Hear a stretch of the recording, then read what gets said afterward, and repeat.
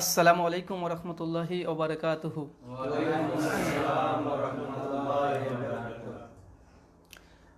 আলহামদুলিল্লাহি রব্বিল আলামিন ওয়াসসালাতু ওয়াসসালামু আলা রাসূলিহিল আমিন ওয়ালা আলিহি ওয়া সাহবিহি আজমাইন আম্মা বাদ। আউযু বিল্লাহি মিনাশ শাইতানির রাজীম। বিসমিল্লাহির রহমানির রহিম। ওয়াকুল জাআল হাক্কু ওয়া জাহাকাল বাতিল ইন্নাল বাতিলা কানা যাহুকা। সমস্ত প্রশংসা সে মহান সত্তা আল্লাহ সুবহানাহু ওয়া তাআলার জন্য, শান্তির ধারা বর্ষিত মুহাম্মদ সাল্লাল্লাহু আলাইহি ওয়াসাল্লামের প্রতি। তো যাই হোক, আমরা দীর্ঘদিন প্রস্তুতির পরে আমরা যে আলোচনা একটা দার্সের ব্যবস্থা করেছিলাম, আমাদের আলোচনার যে দার্সের নাম হচ্ছে তাহকিকি মাজলিস। এটার নাম হচ্ছে তাহকিকি মাজলিস। আমি রমাজান মাস থেকে এটা সূচনা করব নিয়াত করেছিলাম। আলহামদুলিল্লাহ, রমাজান মাসে একটা এপিসোড করা হয়েছে, যেটা ইউটিউবে যদি আপনারা সার্চ করেন বি আর রাহুল হোসেন তাহকিকি মাজলিস মাসালা নম্বর 1, এই নামে আপনারা ইনশাল্লাহ পেয়ে যাবেন। তো আজকে 29শে জুন 2019 আমরা বাদ আসর এখানে উপস্থিত হয়েছি, যে আজকে আমরা মাসালা নম্বর 2 আমরা আলোচনা করব। এইভাবে ধারাবাহিক পর্যায়ে আমরা ইনশাআল্লাহ চেষ্টা করব যে প্রত্যেকটা বিষয়ে যেন আমরা আলোচনা করতে পারি, যেগুলো সমস্যা সমাধান করবে, কাউকে হেউ প্রতিপন্ন করার জন্য নয়। এক কথাই যেগুলো হক কথা আছে কোরআন এবং সুন্নাহ সালাফদের মানহাজ অনুসারে, আমরা সেই সব বিষয়গুলোকে সামনে রেখে আলোচনা করব। এখানে কোনো দল বা কোনো সংগঠন বা কোনো মাযহাব বিদ্বেষে আমরা নই। আমরা শুধুমাত্র কোরআন এবং হাদিসকে সালাফদের মানহাজ, সালাফরা যেভাবে কোরআন হাদিস বুঝেছে, তারা কোরআন হাদিস থেকে যে রায় দিয়েছে, আমরা সেগুলোকে সামনে রেখে ইনশাল্লাহ আমরা ধারাবাহিক পর্যায়ে আলোচনা করব। তো আজকের আলোচনার বিষয় আমরা ঘোষণা করেছি এর আগে সোশ্যাল মিডিয়াতে, এবং স্বাভাবিকভাবে প্রত্যেকের কাছে আমরা হোয়াটসঅ্যাপ করেছি যে আজকের আলোচনার বিষয় হচ্ছে রাফুল ইয়াদাইন। এই প্রসঙ্গে পক্ষে এবং বিপক্ষে যতগুলো দলিল আমরা দিই, তথা আমরা যে রাফুল ইয়াদাইন করি আমরা দিই, সে দলিলের আমরা আলোচনা আজকে করব না। তবে কিছু কিছু অভিযোগ খণ্ডনের সময় আমরা এই দলিলগুলো পেশ করার চেষ্টা করব। আর 2 নম্বর বিষয়, যে রাফুল ইয়াদাইন যারা করে না, তারা কেন করে না, তাদের কাছে কি অজুহাত আছে, মানে কোন দলিল আছে, কিসের ভিত্তিতে, এমনি কি তারা এমনি রাফুল ইয়াদাইন করে না, মানে এই বিষয়ের পক্ষে তারা যে দলিল এবং যুক্তি দেয়, আমরা সে দুটোকেই ইনশাল্লাহ পবিত্র কোরআন সুন্নাহর মানদণ্ডে সালাফদের বুঝ অনুসারে আমরা ধারাবাহিকভাবে আলোচনা করার চেষ্টা করব। এখানে কাউকে কটু মন্তব্য করার কোনো আমাদের উদ্দেশ্য বা নিয়াত একদম নেই। তো যাই হোক, আলোচনা পূর্বে দুটো জিনিস মনে রাখতে হবে, যে আজকে যে বিষয়গুলো আলোচনা করব, আমি দীর্ঘ 6 বছর ধরে এই বিষয় নিয়ে পড়াশোনা করেছি। 2013 থেকে 19 পর্যন্ত এই বিষয় নিয়ে আমি অনেকগুলো পড়াশোনা করেছি। শুধু যে আহলে হাদিসদের বই কিতাবপত্র পড়ছি এমনটি নয়, হানাফি মাযহাবের বই সবচেয়ে বেশি পড়েছি, বিশেষ করে বাংলা ভাষাভাষী এবং উর্দু ভাষাতে যে বইগুলি লেখা আছে। তাহলে বাংলাদেশের আছে একটা বই, বিখ্যাত বই, এটা হচ্ছে দলিল সহ নামাজের মাসায়েল, মাওলানা আব্দুল মতিন। এই লেখকের বই যে পড়বে, একজন মুহাদ্দিস মানুষ, হানাফি মাযহাবের দেওবন্দি মাসলাক মেনে চলে, তো এই ব্যক্তির বই পড়ে আপনারা যা দেখবেন যে ব্যক্তির মানে ইলম কত গভীর, মানে তাহাকিকের জগতে আমার মনে হয় বাংলাদেশে আহলে হাদিস যেসব আলেম ওলেমারা তাহাকিক করে, এই ব্যক্তি আমার মনে হয় এর তাহাকিকটা অনেক ভালো এবং অনেক গভীর পর্যন্ত প্রবেশ করতে পারে। আলা দেশের অনেক ওলেমা আছে বাংলাদেশে, তো আমার যেগুলো আছে বাংলাদেশে, তারা তাহাকিকের ফিল্ডে এত গবেষণা খুব কম সংখ্যক মানুষ হয়েছে, যেমনটা আব্দুল মতিন সাহেবের আছে। বইটার নাম দলিল সহ নামাজের মাসাইল, প্রায় 450 পৃষ্ঠার বই। এই বইটাতে বিশেষ করে মানে বইটার পরিচিতি, যে একটা বই আমরা জানি সচরাচর, মুজাফফর বিন মুহসিন একটা বই আছে, জাল হাদিসের কবলে রাসূলুল্লাহ নামাজ, এই নামাজের খণ্ডন করেছে এই বইটাতে। মানে জাল হাদিসের কবলে রাসূলুল্লাহ সালাতের বইয়ের বেশ কিছু, সম্পূর্ণ খণ্ডন নয়, যে কিছু কিছু জায়গাতে যেগুলো খণ্ডন করার মতো লেখকের, তিনি তো ইলমি খণ্ডন করেছে দলিল প্রমাণের আলোকে, কুযুক্তি দিয়ে নাই। তিনিও দলিল পেশ করেছে যে মুজাফফর এখানে ভুল করেছে, বা মুজাফফর যে হাদিসটাকে জেব বলার চেষ্টা করেছে, যে কারণে বলেছে সে কথাটা সঠিক নয়। তো আমি আমার ব্যক্তিগত মত, যে বাংলাদেশের যতজন আলেমের এই নামাজের উপরে বই পড়েছি, তো মাওলানা আব্দুল মতিন সাহেবের মতো বই ভালো কেউ লিখেছে আমার জানা নাই। যেটুক তার মানে ভালো কাজ, যেটুক তার ইলমেটা স্বীকার করতে হবে, তিনি এই দিক দিয়ে অনেক উঁচু স্তরের, মানে গবেষণার দিক থেকে। আরেকজন আছে মাওলানা আব্দুল মালিক হাফিজাহুল্লাহ, তো তিনিও একটি বই লিখেছেন। তার বই আমি বিশেষ করে তাদের আল কাউসার পড়তে আমার কাছে আছে, আল কাউসারে বেশ কিছু এই বিষয়ে প্রবন্ধ এসেছিল, আমি সেগুলো পড়েছি। আর একটা বই আছে যে বেরলবিদের, ওটা বললাম দেওবন্দীদের। আমরা জানি যে হানাফি মাযহাবের দুটো বৃহত্তর ভাগ আছে, একটা দেওবন্দিয়াত একটা বেরলবিয়াত। তো ওটা হচ্ছে দেওবন্দি মাসলাকের, আর এটার নাম হচ্ছে জা আল হক।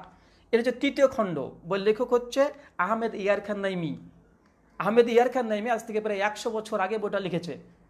তো এই বইটাতে তিনি রাফুল ইয়াদাইন করতে হবে না এই মর্মে অনেক দলিল অনেক প্রমাণ পেশ করেছে। মানে আমি এই জন্য বলছি যে আমি শুধুমাত্র যে আহলে হাদিসের বই পড়েই বক্তৃতা দিচ্ছি বা আলোচনা করছি বা ইলমি মজলিসে বসেছি এমনটি নয়, তাদেরও বই পড়েছি। অনেক ক্ষেত্রে আমরা দেখি যে অনেক আহলে হাদিস ওলেমারা আছে, তারা হানাফিদের বই বা তাদের দলিলগুলো পড়তে চায় না, আগে থেকে বলে দেয় ওদের হাদিস জয়ীফ ভাই, এটা প্রবণতা আছে অনেকজনের, মানে সবাই এমনটি নয়, অনেকজনের আছে। আমি অনেকজনকে ফোন যেমন দেখেছেন, আমরা ফোন আলাপ যখন আমি করতাম, বিশেষ করে আপনার ওই হানাফি ভাইদের সঙ্গে দেবন্দি বেরেলবি ফুরফুরা, তো ঠিক আমি কিন্তু অনেক আহলে হাদিস ওলেমাদের সঙ্গে ফোন করেছি।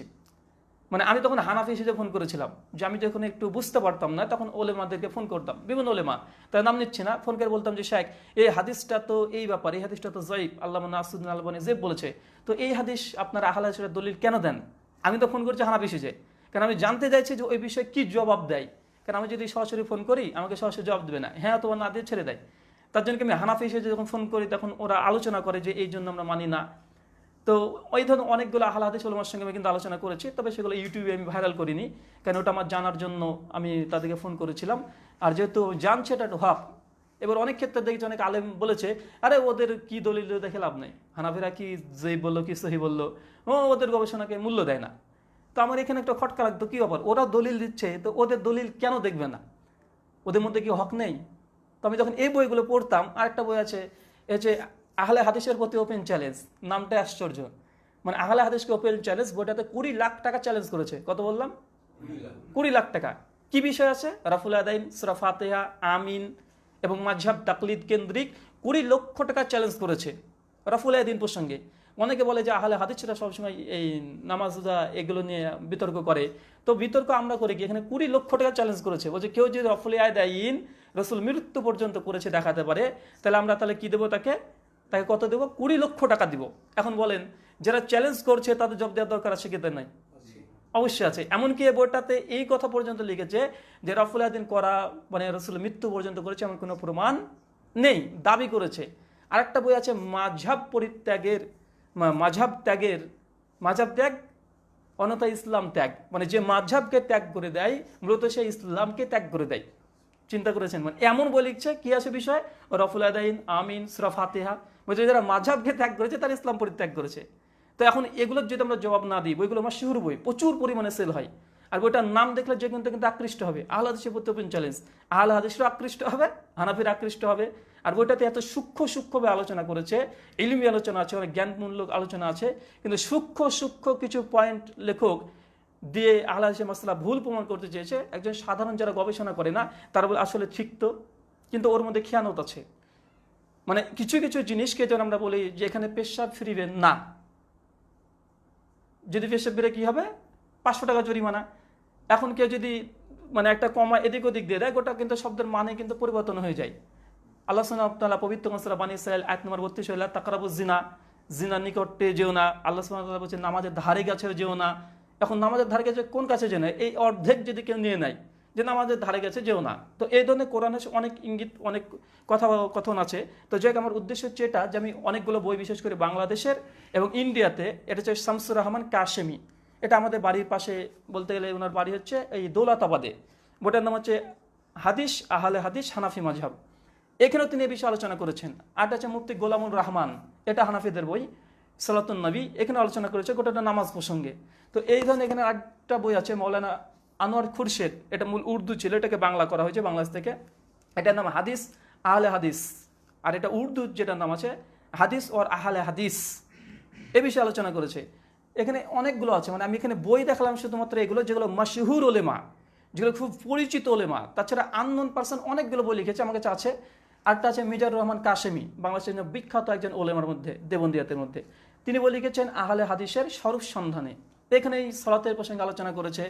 আর যে হানাফিদের কোরআন হাদিসের আলোকে হানাফিদের নামাজ, এগুলো নাসিরউদ্দিন চাঁদপুরীর সাহেবের আছে, আমাদের পশ্চিমবাংলা বিখ্যাত আলেম, সকলে জানে দেবন্দিয়াতের মধ্যে উনি বিখ্যাত আলেম। আর নাসিরউদ্দিন চাঁদপুরী প্রসঙ্গে আমার ব্যক্তিগত মতামত যে তার লেখার যা ভাষা, মানে তিনি যেভাবে লিখতে পারেন, মানে ওনার মতো লেখক মানে বাংলা ভাষাটা দেখা যায় না।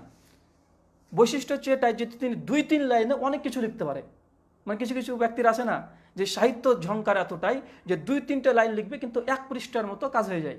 তো নাসিরুদ্দিন চাঁদপুরি মানে তার লেখা বা তার সাহিত্য এতটাই মানে সুন্দর যে তিনি মাত্র 10 পৃষ্ঠাতে রফুল আয়াদিন প্রসঙ্গে আলোচনা করে, মানে তাদের দলিল দেবে, এবার আমাদের দলিল দেবে, খণ্ডন করবে, সমস্ত কিছু করে ফেলতে পারে।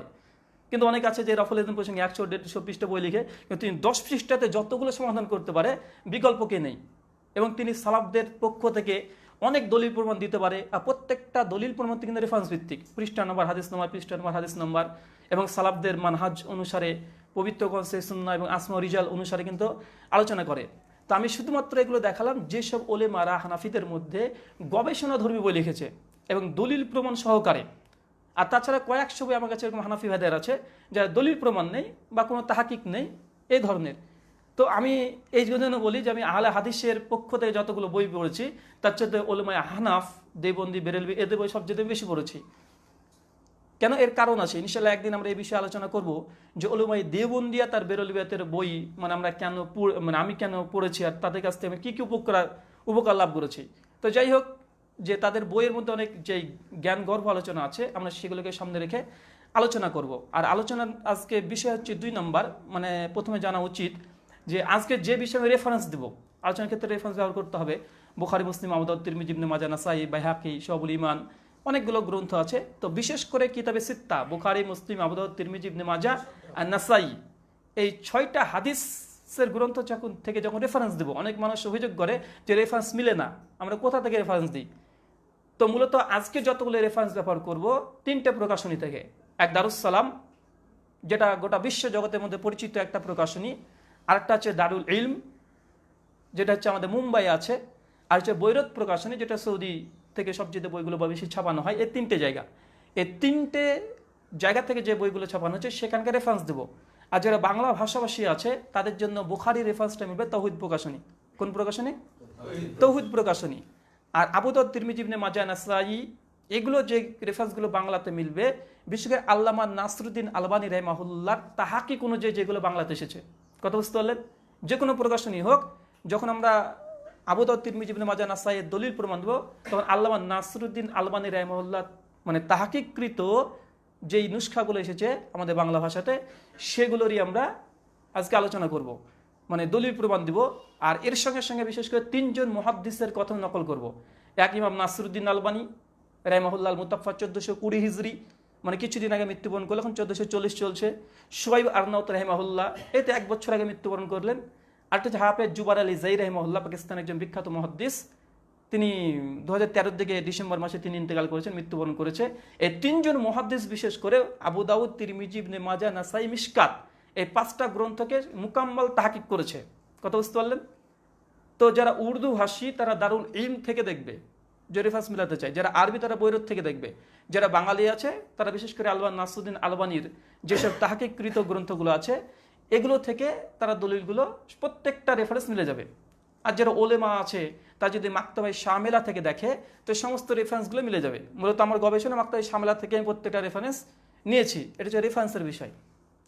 আর আজকে আরেকটা পয়েন্ট, যে আজকের আলোচনার পরে বা আলোচনা চলা অবস্থায় যদি কোনো প্রশ্ন আসে, এখন প্রশ্ন করা যাবে না সরাসরি, একজনই প্রশ্ন করবে, আমাদের শাহাবুল ভাই আজকে আছে, উনি শুধুমাত্র প্রশ্ন করবে।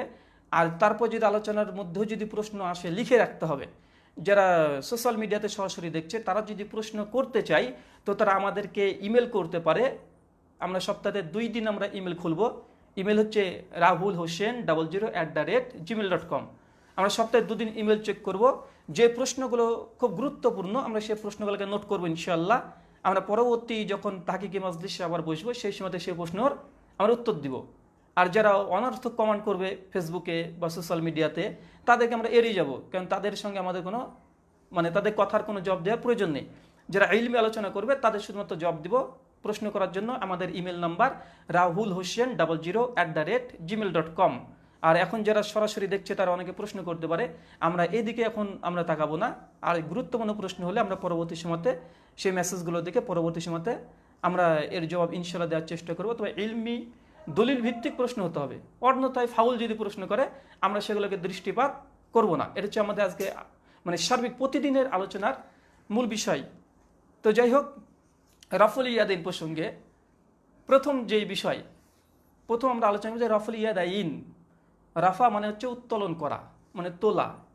ইয়াদ মানে হাত, ইয়াদাইন মানে দুই হাত। কথা বুঝতে পারলেন? রাফুল ইয়াদাইন মানে দুই হাতকে উত্তোলন করা। কোন সময়তে? ফিস সলাত, সলাতের মধ্যে। তো এই সলাতের মধ্যে দুই হাতকে উত্তোলন করা সাধারণত আমরা দেখি যে প্রথম তাকবীরে আমরা রফুল ইয়াদাইন করি। এটা নিয়ে হানাফি, শাফি, মালিকি, হাম্বেলি, আহলে তাশাইয়্যু তথা শিয়াপন্থী যারা আছে তাদের মধ্যে ইখতিলাফ নেই। তারা কিন্তু প্রথমে রফুল ইয়াদাইন করে, কিন্তু আহলে তাশাইয়্যু শিয়া যারা আছে তারা কিন্তু তাকবীর তাহরিমের উপরে হাত বাঁধে না। কথা বুঝতে পারলেন? তারা কিন্তু হাত ছেড়ে দেয়। যেন অনেক মালিকিদেরকে দেখা যায় আফ্রিকার যে মালিকি মাযহাব যারা মানে তারা কিন্তু আল্লাহু আকবার বলে সরাসরি হাতটাকে ঝুলে দেয়। ইব্রাহিম নাখয়ী থেকে একটা বর্ণনা আছে মুসনাদ ইবনে আবি শাইবাতে যে তিনি এমনটি করতেন, যদি যায়িফ। তো শিয়াপন্থী যারা আছে তারা কিন্তু এই রাফুল ইয়াদাইনটা করে, কিন্তু হাত বাঁধে না। আর আমাদের ইখতিলাফ কিন্তু প্রথম রাফুল ইয়াদাইন নিয়ে নয়। প্রথম কিন্তু রফুল হয় কি হয় না? প্রত্যেক কিন্তু নামাজে প্রথম কিন্তু রফুল ইয়াদাইন করে। তো এই রফুল ইয়াদাইন নিয়ে আহলুস সুন্নাহ ওয়াল জামা এবং আহলে তাশাইয়্যু শব্দ যখন ব্যবহার করব তখন কাদেরকে বোঝাবো? শিয়াপন্থী। কথা বুঝতে পারলেন? আহলে সুন্নাহ ওয়াল জামাত যখন ব্যবহার করব সেই সময় বুঝতে হবে এই আহলুস সুন্নাহ ওয়াল জামাতের মধ্যে হানাফি, শাফি, মালিকি, হাম্বলি, আহলে হাদিস এবং হানাফিদের মধ্যে যতগুলো দল আছে, শাফিদের মধ্যে যতগুলো দল আছে সবগুলো আহলে হাদিসের আহলুস সুন্নাহর মধ্যে অন্তর্ভুক্ত। আর যখন আহলে তাশাইয়্যু ব্যবহার করব তো শিয়াদের মধ্যে যতগুলো দল আছে সবগুলো এর মধ্যে মানে আবদ্ধ আছে। তো আহলুস সুন্নাহ যখন বলবো তখন বুঝে নিতে হবে হানাফি, শাফি, মালিকি, হাম্বলি, আহলে হাদিস সকলে একমত। তো প্রথম তাকবীরের ব্যাপারে উম্মতের মধ্যে কোনো ইখতিলাফ নেই, না আহলে হাদিসের মধ্যে ইখতিলাফ আছে, না আহলুস সুন্নাহ ওয়াল জামাত, না অথবা আহলে তাশাইয়্যু, সকলে একমত। ইখতিলাফ হচ্ছে এখানে যে আমরা রুকুতে যাওয়ার সময় এবং রুকু থেকে ওঠার সময় আমরা রফুল ইয়াদাইন করি। আর 4 রাকাত নামাজ বিশিষ্টতে আমরা তৃতীয় রাকাত মানে প্রথম যে তাশাহুদ পড়ছি, আমরা আত্মিয়াতু পড়ছি, উঠে দাঁড়াই, তখন একবার রফুল ইয়াদাইন করি। বুঝতে পারলেন? 4 রাকাত বিশিষ্ট নামাজে, কিন্তু 2 রাকাত বিশিষ্ট নামাজে আমরা কিন্তু এটা করতে হয় না। তো আমরা যে এই আমলটা করি এই পক্ষে আজকে আমরা শুধু প্রথমে 2টো দলিল দিব। কয়টা? 2টো দলিল দেবো। বেশি দলিলের প্রয়োজন নেই। কেননা যে অভিযোগটা আছে, হানাফিরা অভিযোগ করে যে না রফুল ইয়াদাইন জায়েজ ছিল প্রথম জামানাতে, শেষ জামানাতে এটা মানসুখ হয়েছে। তার মানে তারা তো স্বীকার করছে যে রফুল ইয়াদাইন ইসলামে ছিল, তাই তো? তার মানে আমাদের দলিল দেওয়ার দরকার নেই, যেহেতু তারা এখানে একমত যে না রফুল ইয়াদাইন এটা শরীয়তে জায়েজ ছিল, তার জন্য দলিল দেওয়ার কোনো জরুরত নাই। তারপরে 2টো এমন দলিল দেব যে 2টো দলিলের বিশেষ করে সালাফরা কি মন্তব্য করেছে। সালাফ বলতে আমি যখন সালাফ শব্দ ব্যবহার করবো তখন বুঝতে হবে যে একদম সাহাবা রাদিয়াল্লাহু তাআলা আনহুম থেকে শুরু করে একদম 400 হিজরি পর্যন্ত, বিশেষ করে এগুলোকে। তারপরে আরও আছে 400 হিজরি পর্যন্ত সালাফদের অন্তর্ভুক্ত। কেন সহিহ বুখারীতে হাদিস আছে 2652 নম্বর হাদিস আছে, মানে খায়রুন নাসি করনি সুম্মাল্লাযিনা ইয়ালুনাহুম সুম্মাল্লাযিনা ইয়ালুনাহুম, যে আমার যুগ শ্রেষ্ঠ যুগ, তারপরের যুগ, তারপরের যুগ। এই যে 3টে যুগ শ্রেষ্ঠ, মানে আল্লাহ রাসূলের যুগ, সাহাবা রাদিয়াল্লাহু তাআলা আনহুমদের যুগ, আর তাবেঈ, এদের যুগ হচ্ছে 3টে যুগ শ্রেষ্ঠ। তো আমরা অধিকাংশ যখন সালাফ শব্দ ব্যবহার করবো তো মনে করবেন সাহাবী এর মধ্যে অন্তর্ভুক্ত, তাবে এর মধ্যে অন্তর্ভুক্ত, তাবে তাবাই অন্তর্ভুক্ত, তারপরে মুজতাহিদগণ ইমাম আবু হানিফা, শাফি, মালিক, আহমেদ ইবনে হাম্বল, মুহাদ্দিসগণ ইমাম বুখারী, মুসলিম, আবু দাউদ, তিরমিজি, ইবনে মাজাহ, এই সমস্তগুলো কিন্তু অন্তর্ভুক্ত হয়ে যাবে। তো প্রথম কথা হচ্ছে এটা যে আমি যে 2টো হাদিস বর্ণনা করব এই 2টো হাদিস প্রসঙ্গে মানে সালাফগণ কি মন্তব্য করেছে। আর আমি এই জন্য দাবি করে বলি যে কেউ যদি এই 2টো দলিলই যদি পাই তো তার জন্য যথেষ্ট যে রফুল ইয়াদাইন এটা যে শরীয়তে জায়েজ, এটা যে সুন্নাত, এটা যে রাসূল থেকে মানসুখ বা বাতিল প্রমাণিত হয়নি, এটা যথেষ্ট। প্রথম আমরা দেব, আমরা সকলে জানি যে ইমাম বুখারীর মাকাম, মানে ইমাম বুখারীর মর্যাদা জানি তো, যে পবিত্র কোরআনের পরে যার গ্রন্থ সবচেয়ে মর্যাদাশীল সহিহ আল বুখারী। কেউ ইখতিলাফ করেনি আহলে সুন্নাহ ওয়াল জামাতের মধ্যে, শিয়ার ইখতিলাফ করেছে কিন্তু আহলুস সুন্নাহ ওয়াল জামাতের মধ্যে ইখতিলাফ করেনি। তো ইমাম বুখারী কিন্তু শুধু সহিহ আল বুখারী লিখেনি, আর অনেক গ্রন্থ আছে, যেমন জুজউল রফুল ইয়াদাইন, জানি কি জানি না? জানি। ইমাম বুখারীর এই ধরনের কমপক্ষে 15টা বই আছে। সো বুখারী বাদে আরও 15খানা আছে। রিজাল শাস্ত্রের উপরে তারিখুল কাবির আছে, ইমাম বুখারীর তারিখুল জুয়াফা আছে, মানে এই ধরনের অনেকগুলো বই আছে। তো আমরা শুধু জুজুল রফুল ইয়াদাইন থেকে কয়েকটা মন্তব্য পেশ করব ইমাম বুখারীর, কেন সকলে একমত যে ইমাম বুখারীর মাকাম অনেক উঁচু এবং তিনি একজন মুহাদ্দিস ছিলেন, 6 লক্ষ হাদিসের হাফেজ ছিলেন। তো ইমাম বুখারী জুজউল রফুল ইয়াদাইনে কমপক্ষে 122খানা হাদিস নিয়ে এসেছে। কয়খানা? 122খানা হাদিস নিয়ে এসেছে। তিনি দাবি করছেন এটা যে রফুল ইয়াদাইন করতে হবে, এর জন্য স্বতন্ত্র বই রচনা করেছে। কত বুঝতে পারলেন? যে রফুল আদান করতে হবে জন্য স্বতন্ত্র বই রচনা করছে ইমাম বুখারী, জন্ম 194 হিজরি আর মৃত্যু 256 হিজরি, সেই সময়তে দেখেন। আর তিনি রফুল আদান প্রসঙ্গে বই লিখেছে কেন? রফুল আদান নিয়ে যে সমস্যা চলছে এটা যেন ইখতিলাফ যেন নিরসন হয়ে যায়, এটা যেন আর ইখতিলাফ থাকে না। তার জন্য ইমাম বুখারী রফুল আদান বই লিখতে গিয়ে প্রথম পৃষ্ঠাতেই তিনি বইয়ের প্রথম যে শব্দ লিখেছে, এখন আমি যদি নিজের পক্ষ থেকে কথা বলি তো অনেকে ভাববে যে অনেক কঠিনভাবে রাহুল ভাই বলছে, কিন্তু ইমাম বুখারী আরো কঠিনভাবে, প্রথম শব্দটাই কঠিন। বলছে ইমাম বুখারী প্রথম বলছে যে আমি এই বইটা লিখলাম কেন? তো বলছে যারা রফুল আদানকে তার্ক করে, রফুল আদান যারা করে না, তাদের এই অভিযানের বিরুদ্ধে আমার এই বই লেখা। ইমাম বুখারী তিনি বলছেন যে আমি বইটা লেখার কারণ কি, যে বইটা যারা রফুল আদান করে না, বেশ কিছু কুফির অধিবাসীরা আছে, এখানে কুফি বলতে মূলত ইমাম আবু হানিফা রাহিমাহুল্লাহ কিন্তু উদ্দেশ্য ইমাম বুখারীর। যখন এই কুফি শব্দ হাদিসের ব্যাখ্যাতে পাবেন তখন মনে করবেন যে ইমাম আবু হানিফা এবং তার সঙ্গপাঙ্গকে উদ্দেশ্য করছে, এটা জানতে হবে। কেন হাদিস পড়ার সময় যখন কুফাবাসীদের আমল, তার মানে জানতে হবে এটা ইমাম আবু হানিফার অনুসারীদের আমল। কুফি বলতে গেলে এখানে ইমাম আবু হানিফাকে অধিকাংশ মুহাদ্দিসরা নিসবত করে, সব ক্ষেত্রে নয়, অধিকাংশ ক্ষেত্রে। ইমাম বুখারী ওটা প্রথম খণ্ডন করেছে। জুজুল রফুল আদাইন, এই যে জুজুল রফুল আদাইন, এটা বাংলাদেশ থেকে অনুবাদ হয়েছে। আমি শুধুমাত্র ইমাম বুখারীর কয়েকটা কথা পড়বো আর একটা হাদিস পড়বো, তাহলে বুঝতে পারবেন যে তিনি রফুল আদাইনকে কত গুরুত্ব দিতেন। আর প্রথম যে হাদিসটা নিয়ে এসেছে হযরত আলী রাদিয়াল্লাহু তাআলা আনহুর পক্ষ থেকে। কার বললাম? রফুল আদাইন যে করতে হবে, ইমাম বুখারী জুজুল রফুল আদাইনে প্রথম যে দলিল নিয়ে এসেছে হযরত আলী রাদিয়াল্লাহু তাআলা আনহু। কেন নিয়ে আসলেন? অন্য সাহাবী থেকে নিয়ে আসতে পারতো তো। অথচ সেই বুখারীতে ইবনু ওমরের সূত্রে হাদিস নিয়ে এসেছে, অনেকজন সাহাবী রফুল আদাইন প্রসঙ্গে হাদিস বর্ণনা করেছে। আলী রাদিয়াল্লাহু তাআলা আনহু নিয়ে আসলেন কেন? সুনান ইবনে মাজাহতে একটা হাদিস আছে, 174 নম্বর হাদিস। আল্লাহ রাসূল সাল্লাল্লাহু আলাইহি ওয়াসাল্লাম বলেছেন যে আমার উম্মতের মধ্যে আলী রাদিয়াল্লাহু তাআলা আনহু, তিনি একজন ফকিহ, তিনি ইখতিলাফের বিষয়ে তিনি যে সিদ্ধান্ত দেয় সেটা একদম তার তিনি যে ইজতিহাদ করতে পারেন, যে গবেষণা করতে পারেন, এটা শ্রেষ্ঠ, এটা একদম বারহা। আমাজান আয়েশা রাদিয়াল্লাহু তাআলা আনহাকে একজন প্রশ্ন করা হচ্ছে, একজন প্রশ্ন করেছে যে আমাজান, যে আমি মাসা কিভাবে করব, মাসা করার পদ্ধতি কি? তো আমাজান বলছে তুমি আলীর কাছে যাও। কেন? আলী সবচেয়ে বড় ফকিহ। যত ইখতিলাফি বিষয় হয় আলী রাদিয়াল্লাহু তাআলা আনহুর গবেষণা অনেক বেশি। তার জন্য ইমাম বুখারী প্রথম, যেহেতু যে ইখতিলাফ আছে, আর হাদিস আল্লাহ রাসূল বলেছে যে আলী রাদিয়াল্লাহু তাআলা হচ্ছে সবচেয়ে মুজতাহিদ একজন গবেষক, তিনি চূড়ান্ত সিদ্ধান্ত দিতে পারেন। এই জন্য কিন্তু ইমাম বুখারী প্রথম কিন্তু নকল করে দিলেন হযরত আলী থেকে, যে উম্মতের মধ্যে সমস্যা যেন সমাধান হয়ে যায়। আরেকটা কারণ, সুনান তিরমিজি হাদিস নম্বর 2641, সুনান আবু দাউদ কিতাবুস সুন্নাহ হাদিস নম্বর 4507, অনেক জায়গায় হাদিসটা আছে। আল্লাহ বলছে যে আলাইকুম বিসুন্নতি ওয়া সুন্নাতে খোলাফায়ে রাশিদিন ওয়া মাহদিন, আমার সুন্নাত তোমাদের জন্য অপরিহার্য এবং আমার খোলাফায়ে রাশিদিনের সুন্নাত অপরিহার্য। তো আলী রাদিয়াল্লাহু তাআলা আনহু তিনি খোলাফায়ে রাশিদার অন্তর্ভুক্ত নয়? অন্তর্ভুক্ত। তো ইমাম বুখারী যখন কোন হাদিস রচনা করে, প্রত্যেকটা হাদিস কেন নিয়ে আসলো এরও একটা কারণ আছে। ইমাম বুখারী এই হাদিসটা কেন নিয়ে আসলো এটারও একটা কারণ আছে। ইমাম বুখারী একটা হাদিস নিয়ে এসছে কিন্তু অধ্যায় রচনা করছে, অধ্যায় কেন রচনা করছে এর কিন্তু একটা কারণ আছে।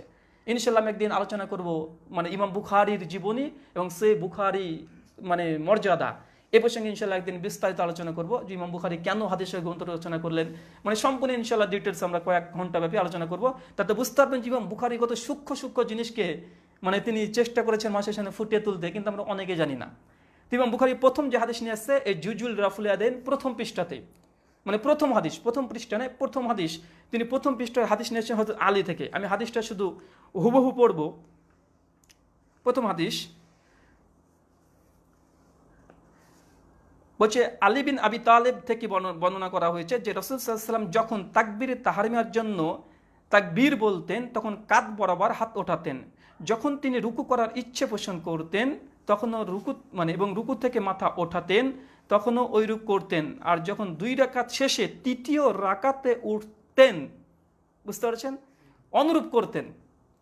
আলী রাদিয়াল্লাহু তাআলা আনহুর এই একটা হাদিস দিয়ে বলেন তো আমাদের সমস্ত আমল প্রমাণিত হলো কি হলো না?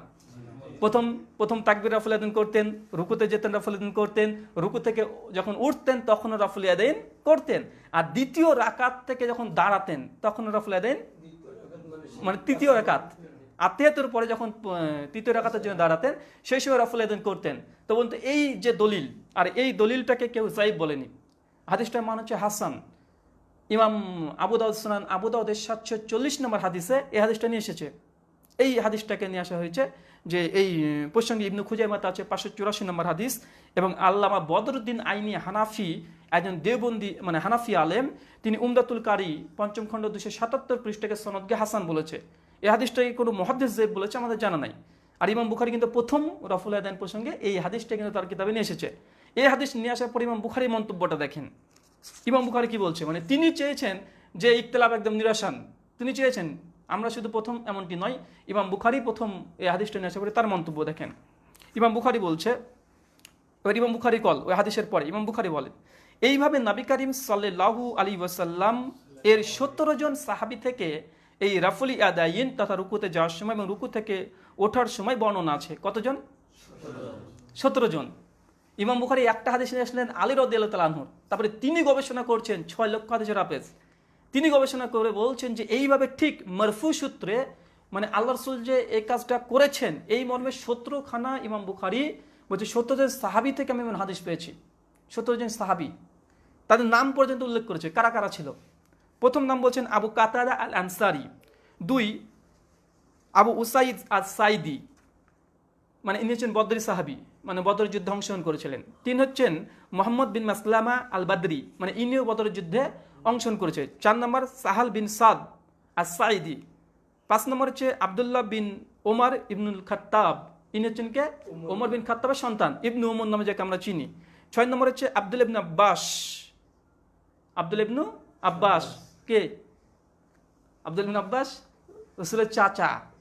তারপরে 7 নম্বর হচ্ছে যে 7 নম্বর আছে আনাস বিন মালিক, ইনিকে রাসূল সাল্লাল্লাহু আলাইহি ওয়াসাল্লামের খেদমত করতেন, খাদেম। দেখেন যেসব সাহাবীর নাম ইমাম বুখারী মানে উল্লেখ করেছে তারা কি দূরের না কাছের? সব কিন্তু কাছের। অনেকজন সাহাবী আছে নিয়ে আসেনি কেন, মানে এরা এতই ঘনিষ্ঠ যে আল্লাহর সঙ্গে সবসময় থাকতেন, কে খাদেম, কে চাচা, কে বদরে অংশগ্রহণ করেছিল, এই ধরনের সাহাবী। এখানে 8 নম্বর হচ্ছে আবু হুরায়রা রাদিয়াল্লাহু তাআলা আনহু, যিনি হাদিসের সবচেয়ে বেশি হাদিস বর্ণনা করেছেন। তারপরে আরো আছে যে আব্দুল ইবনু আমর ইবনু আস রাদিয়াল্লাহু তাআলা আনহু, আর আছে আব্দুল্লাহ ইবনু জুবাইর রাদিয়াল্লাহু তাআলা আনহু, তারপরে আছে ওয়াইল বিন হুজর রাদিয়াল্লাহু তাআলা আনহু, আছে মালিক ইবনু হুয়াইরিস রাদিয়াল্লাহু তাআলা আনহু, আবু মুসা আল আসারি রাদিয়াল্লাহু তাআলা আনহু, আবু হুমায়দ আস-সাঈদি রাদিয়াল্লাহু তাআলা আনহু, ওমর ইবনুল খাত্তাব, আরেকজনের নাম পাওয়া গেল কার? ওমর বিন খাত্তাব রাদিয়াল্লাহু তাআলা আনহু, 23 হিজরিতে মৃত্যুবরণ করে, ইসলামের দ্বিতীয় খলিফা। এবার ওই হাদিসকে স্মরণ করেন, আলাইকুম বিসুন্নতি ওয়া সুন্নাতি খুলাফায়ে রাশিদিন ওয়া মাহদিয়িন, যে আমার সুন্নাতকে আঁকড়ে ধরো এবং খলিফায়ে রাশিদিন। তার মানে এখানে কয়জন খলিফা পাওয়া গেল? এক আলী রাদিয়াল্লাহু তাআলা আনহু আর ওমর বিন খাত্তাব। ইমাম বুখারী দাবি করছে ওমর বিন খাত্তাব তিনিও রাফুল ইয়াদাইনের পক্ষে তিনি হাদিস বর্ণনা করেছেন। আরও আছে আলী বিন আবি তালেব, তারপরে কিন্তু আরেকজন খলিফার নাম বর্ণনা করছেন ইমাম বুখারী। আর 17 নাম হচ্ছে আবু দারদা রাদিয়াল্লাহু তাআলা আনহু। এই 17 জন সাহাবীর নাম অঙ্কন করে বলছি ইমাম বুখারী যে এদের থেকেও এই রাফুল ইয়াদাইন করার হাদিস আছে। ভাই বলুন তো, এখন কোনো ব্যক্তি যদি রাসূলের সুন্নাহ অনুসারে সালাত আদায় করতে চায়, ইমাম বুখারী এই কলটা যথেষ্ট কি যথেষ্ট নয়? কে লাব্বাইক বলবে, মানে সারা দেবে কে?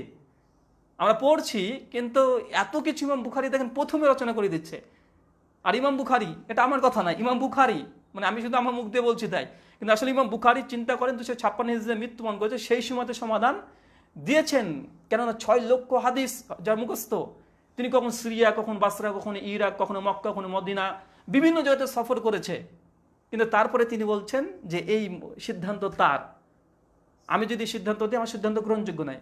মানুষ বলতে আমি কটা হাদিস পড়েছি, কিন্তু ইমাম বুখারী রাহিমাহুল্লাহ সকলেই জানে যে তিনি বিশেষ করে ওলামায়ে আহনাফ যারা আছে, উমদাতুল কারি তালবা বদরুদ্দিন আইনি এবং হাফেজ জাইলাই তার নাজবুর রায়াতে স্পষ্ট লিখেছেন যে ইমাম বুখারী রাহিমাহুল্লাহ তিনি মানে কুফাতে 400 বার গিয়েছে। কতবার?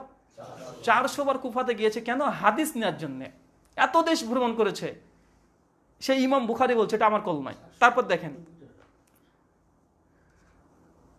আরো বলছে, দেখেন তারপরে বলছে যে আল্লাহ নবীর কোন সাহাবীর সঙ্গে কোন সাহাবীর মত পার্থক্য করেনি এবং আহলে ইলম তথা উলামাগণের নিকট কোন একজন সাহাবী থেকে একথা প্রমাণিত নয় যে যে নবী করিম সাল্লাল্লাহু আলাইহি ওয়াসাল্লাম রাফুল ইয়াদাইন করতেন না।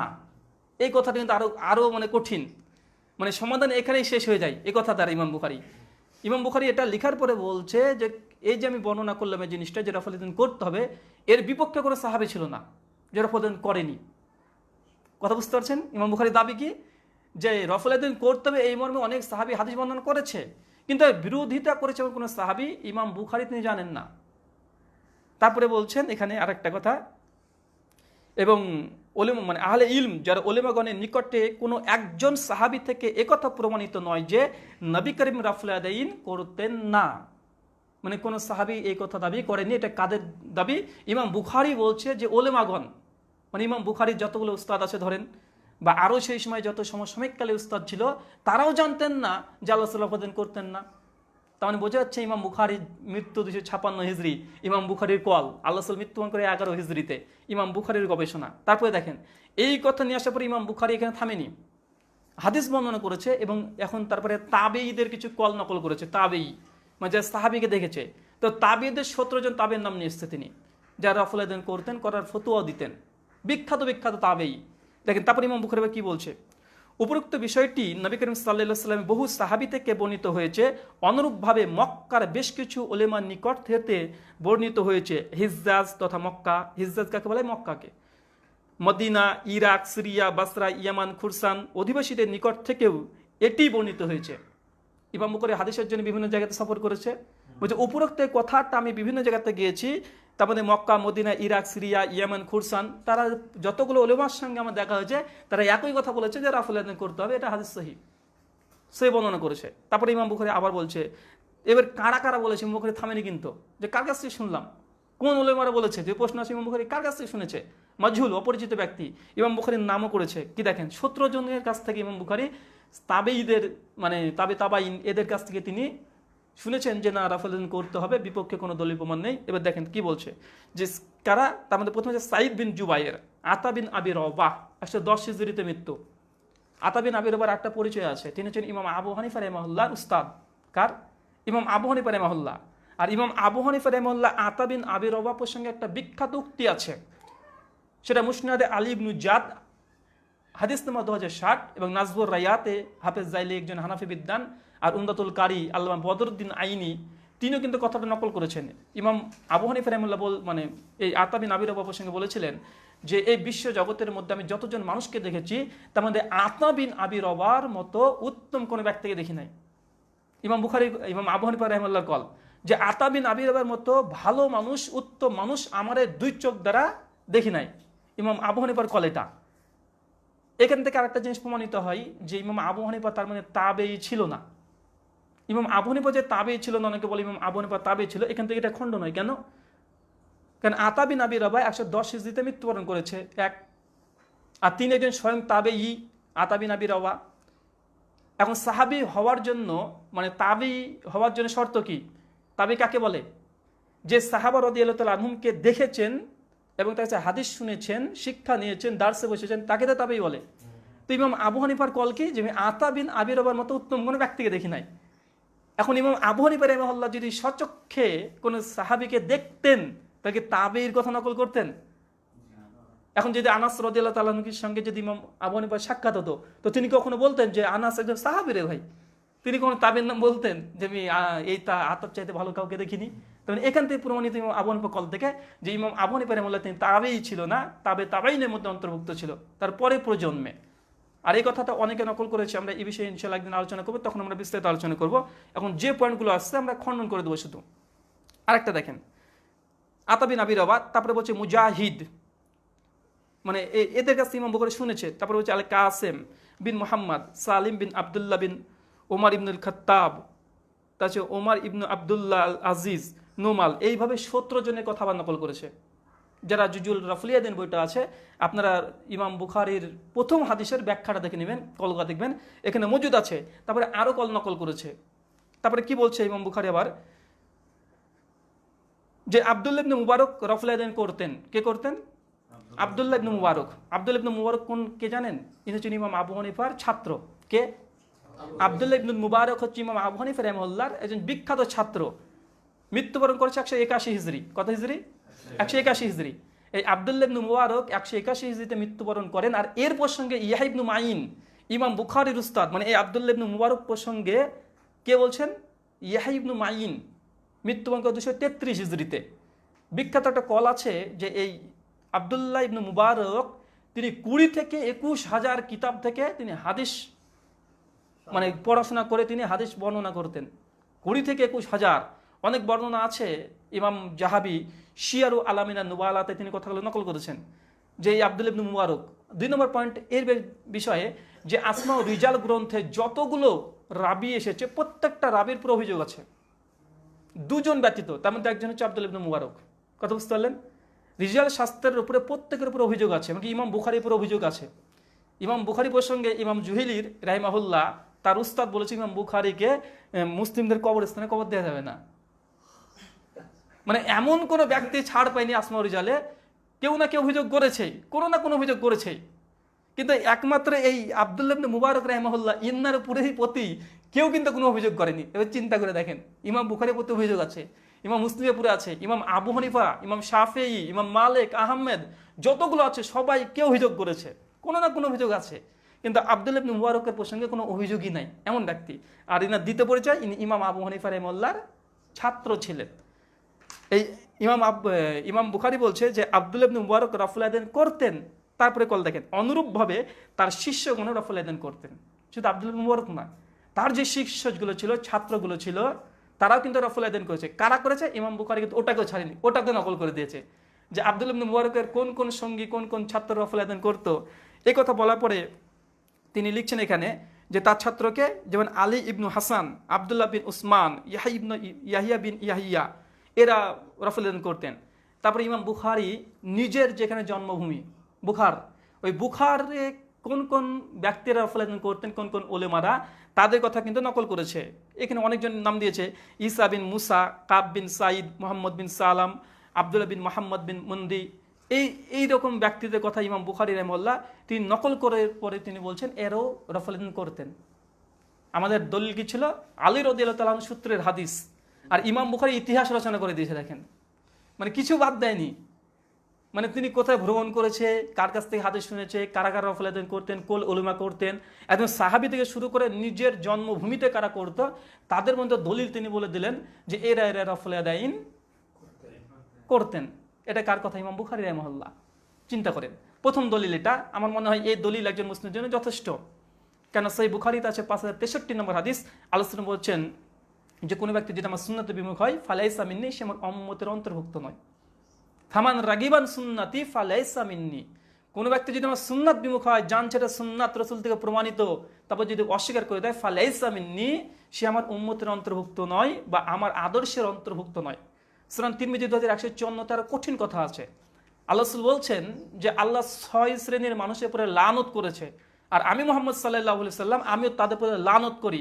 তার মধ্যে একজন তারাকা সুন্নাহ, যে আমার সুন্নাতকে তরক করে, ছেড়ে দেয়, জানছে এটা রাসূলের সুন্নাত। দেখেন গুরুত্ব দিয়েছেন কত। সঙ্গে আল্লাহ রাসূলের কল, এটা বলতে পারবে না যেটা ওই অমুকের কল, এটা অমুকের কল। তো এটা জানার পরে কত গুরুত্বপূর্ণ একটা মানে ইমাম বুখারী যে মানে সিদ্ধান্ত দেওয়ার চেষ্টা করেছে। তারপরে কিন্তু আমরা এখান থেকে অনেকে গাফিল আছি। তো যারা রাফুল আদান করে না তাদের উদ্দেশ্যে আলোচনা যে ভাই হানাফি, শাফি, মালিকি, হাম্বলি বা আহলে হাদিস এটা বড় পরিচয় নয়, রাসূলের সুন্নাত প্রমাণিত হচ্ছে, এটা আমাদেরকে করতে হবে। আমরা মুসলিম, আমাদের মাঝাবে নেই তো কি হয়েছে, রাসূলের হাদিস তো আছে। মানে এতটুক জজবা রাখতে হবে যে এটা কোরআন হাদিসে আছে প্রমাণিত, আমাদেরকে করতে হবে। পয়েন্ট নম্বর 2, আরেকটা হাদিস দেবো এই বিষয়ের পরে, সেটা হচ্ছে ইমাম তিরমিজি রাহিমাহুল্লাহ, জন্ম 209 হিজরি আর মৃত্যু 279 হিজরি। এই প্রসঙ্গে তিনি একটা হাদিস নিয়ে এসেছেন ইবনু ওমর রাদিয়াল্লাহু তাআলা আনহু। ইবনু ওমরকে ওমর বিন খাত্তাব রাদিয়াল্লাহু তাআলা আনহুর সন্তান। তিনি হাদিস যেটা নিয়ে এসেছেন নাফের সূত্রে। নাফে হচ্ছে ইবনু ওমর রাদিয়াল্লাহু তাআলা আনহুর একজন দাস। কে? ইবনু ওমর রাদিয়াল্লাহু তাআলা আজাদকৃত দাসের নাম হচ্ছে নাফে, এবং তিনি হচ্ছে ইবনু ওমরের ছাত্র। এই নাফে মৃত্যুবরণ করে 117 হিজরি। কত হিজরি? 117 হিজরি। তিনি বর্ণনা করছে ইবনু ওমরের আমল। সুনান তিরমিজি খুলবেন 256 নম্বর হাদিস। আমি এটা দেখিয়ে দিই। আর আমি যেগুলো দলিল দিচ্ছি এটা হচ্ছে দারসে তিরমিজি, এটা হচ্ছে জাস্টিস তাকি উসমানী সুনান তিরমিজির ব্যাখ্যা গ্রন্থ। দারসে তিরমিজি কি? জাস্টিস তাকি উসমানী, তিনি একজন হানাফি ওলেমা, দেওবন্দি মাযহাবের। তিনি দারসে তিরমিজির ব্যাখ্যা গ্রন্থ লিখেছেন। আর এই ইবনু ওমরের হাদিসটা আছে এই দারসে তিরমিজিতে 256 নম্বর হাদিস। শুধু কি লিখেছে তিনি এটা বলতে পারবেন যে আমরা আহলে হাদিস বা আমরা আহলে হাদিস মতবাদে চলি, তার জন্য আমরা আমাদের মতো বর্ণনা করছি। সঙ্গে এটা হানাফি দেওবন্দীদেরই বই। এবং জাস্টিস তাকি উসমানী বড় পরিচয় কি জানেন? তাফসিরে মারিফুল কোরআন নাম শুনেছেন? মারিফুল কোরআনের লেখকের নাম হচ্ছে মুফতি শফি রাহিমাহুল্লাহ। তার সন্তানের নাম হচ্ছে তাকি উসমানী। ইনি হচ্ছে জাস্টিস, জাজ।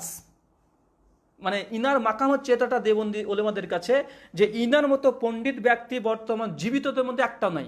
প্রথম যদি বড় কোনো আল্লামা হয়ে থাকে তো প্রথম নাম তারা বলবে এই তাকি উসমানীর নাম। এত বড় একজন ওলেমা জীবিতদের মধ্যে।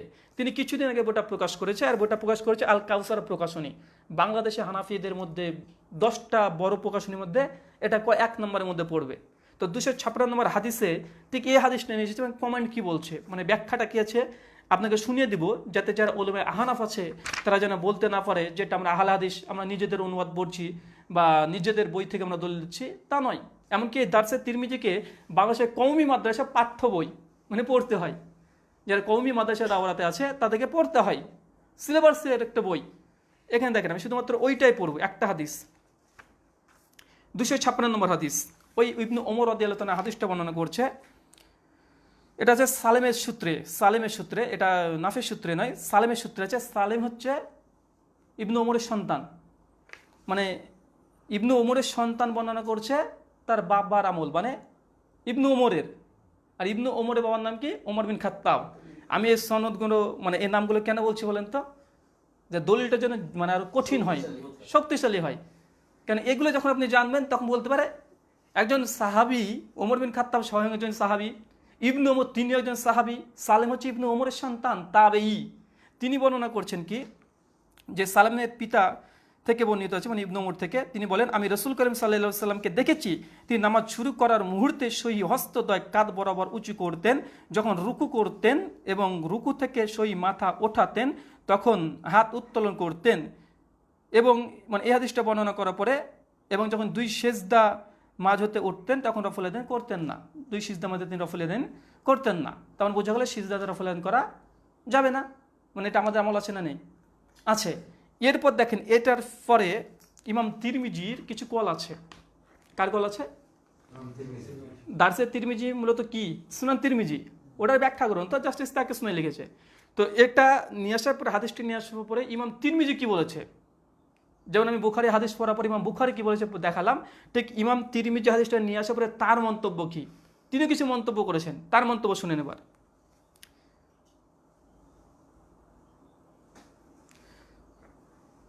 আবু ঈসা তিরমিজি রাহিমাহুল্লাহ বলেন যে এই অনুচ্ছেদে ওমর, আলী, ওয়াইল ইবনু হুজর, মালিক ইবনু হুয়াইরিস, কাতাদা রাদিয়াল্লাহু তাআলা আনহু, আবু হুরায়রা, আবু হুমায়দ সাঈদী, আবু উসাইদ, সাহেল ইবনু সাদ, মুহাম্মদ ইবনু মাসলামা, এই ধরনের তিনি 14 জনের কথা নকল করেছেন। কতজন? 14 জন। ইমাম বুখারী কতজনে করেছিল? 17 জন। ইমাম তিরমিজি একটা হাদিস নিয়ে আসার পরে 14 জন সাহাবীর কথা নকল করছেন, যে এই সব সাহাবা রাদিয়াল্লাহু তাআলা আনহুম এরাও কিন্তু এই প্রসঙ্গে হাদিস বর্ণনা করেছেন। 14 জন। দেখেন ইমাম বুখারী যেমন চেষ্টা করেছেন যেগুলোকে মানে কমপ্লিট করে দিয়ে এটা মানে একটা দ্বন্দ্বের নিরসন হয়, ইমাম তিরমিজি বলছে এই প্রসঙ্গে এতজন হাদিস বর্ণনা করেছেন। এরপর বলছেন আবু ঈসা তিরমিজি সাহাবী কিছু সংখ্যক মানে আলিম এই মত পোষণ করতেন, বলছে কিছু ওলেমা এবং কিছু সাহাবা রাদিয়াল্লাহু তাআলা এই মত পোষণ করতেন। তো কোন কোন সাহাবীরা রফল আদান করতেন এবং ফতোয়া দিতেন, ইমাম তিরমিজি সেটাকে লিখেছে। দেখেন ইমাম বুখারীর মতো সেম হাদিস নিয়ে আসার পরে ইমাম তিরমিজি বলছে কোন কোন সাহাবী রফল আদান করতেন, তাদের কোন নকল করছেন। এবার দেখেন কি বলছে, তার মধ্যে রয়েছেন ইবনে ওমর। কোন সাহাবী? ইবনে ওমর রফল আদান করতেন। আচ্ছা, জাবের ইবনে আব্দুল্লাহ, তারপরে আছে আবু হুরায়রা রাদিয়াল্লাহু তাআলা আনহু, আনাস রাদিয়াল্লাহু তাআলা আনহু, তারপর হচ্ছে ইবনে আব্বাস। কত বড় বড় সাহাবী দেখেছেন। তারপর দেখেন আব্দুল্লাহ ইবনে জুবাইর রাদিয়াল্লাহু তাআলা আনহু প্রমুখ। মানে এগুলো বলার পরে তিনি থেমে গেছেন। মানে এই ধরনের আরো অনেক আছে, মানে যারা মশহুর কিছু সাহাবী, যারা সবসময় আল্লাহ সাল্লাল্লাহু পথে ঘাটে রাস্তাতে সবসময় চলতেন, তাদের কথা বলেছে।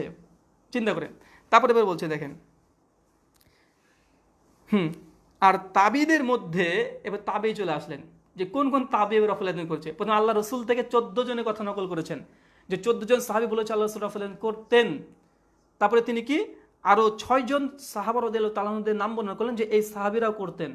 তারপর আবার নকল করছে তাবেঈরা, যে কোন কোন তাবেঈরা রফল আদান করতেন। এবার তারপরে বর্ণনা করছেন দেখেন কোন কোন। প্রথম হচ্ছে মালিক রাদিয়াল্লাহু তাআলা আনহু, তারপর হচ্ছে মামার, আউজাই, ইবনে উনাইয়া, আব্দুল ইবনে মুবারক, শাফিঈ, আহমদ, ইসহাক, সালেম তার পিতার সূত্রে যথেষ্ট বর্ণনা করেছে। তো এতগুলো বর্ণনা করার পরে দেখেন যে প্রত্যেকটা কথা ইমাম তিরমিজি দেখেন প্রথম আল্লাহ রাসূল থেকে বর্ণনা করছে, কোন সাহাবী করতে সেটা বর্ণনা করছে, তাবেঈ থেকে বর্ণনা করে দিল। আর এখান থেকে আরেকটা কথা প্রমাণিত হচ্ছে যে কোন কোন মাযহাবে রফলান ছিল। এ বিষয়ে আমরা দ্বিতীয় আলোচনা করবো যে 4 মাযহাবের মধ্যে কোন কোন ইমাম বলেছে রফলান করতে হবে আর কোন আলেম বলেছে রফলান করতে হবে না।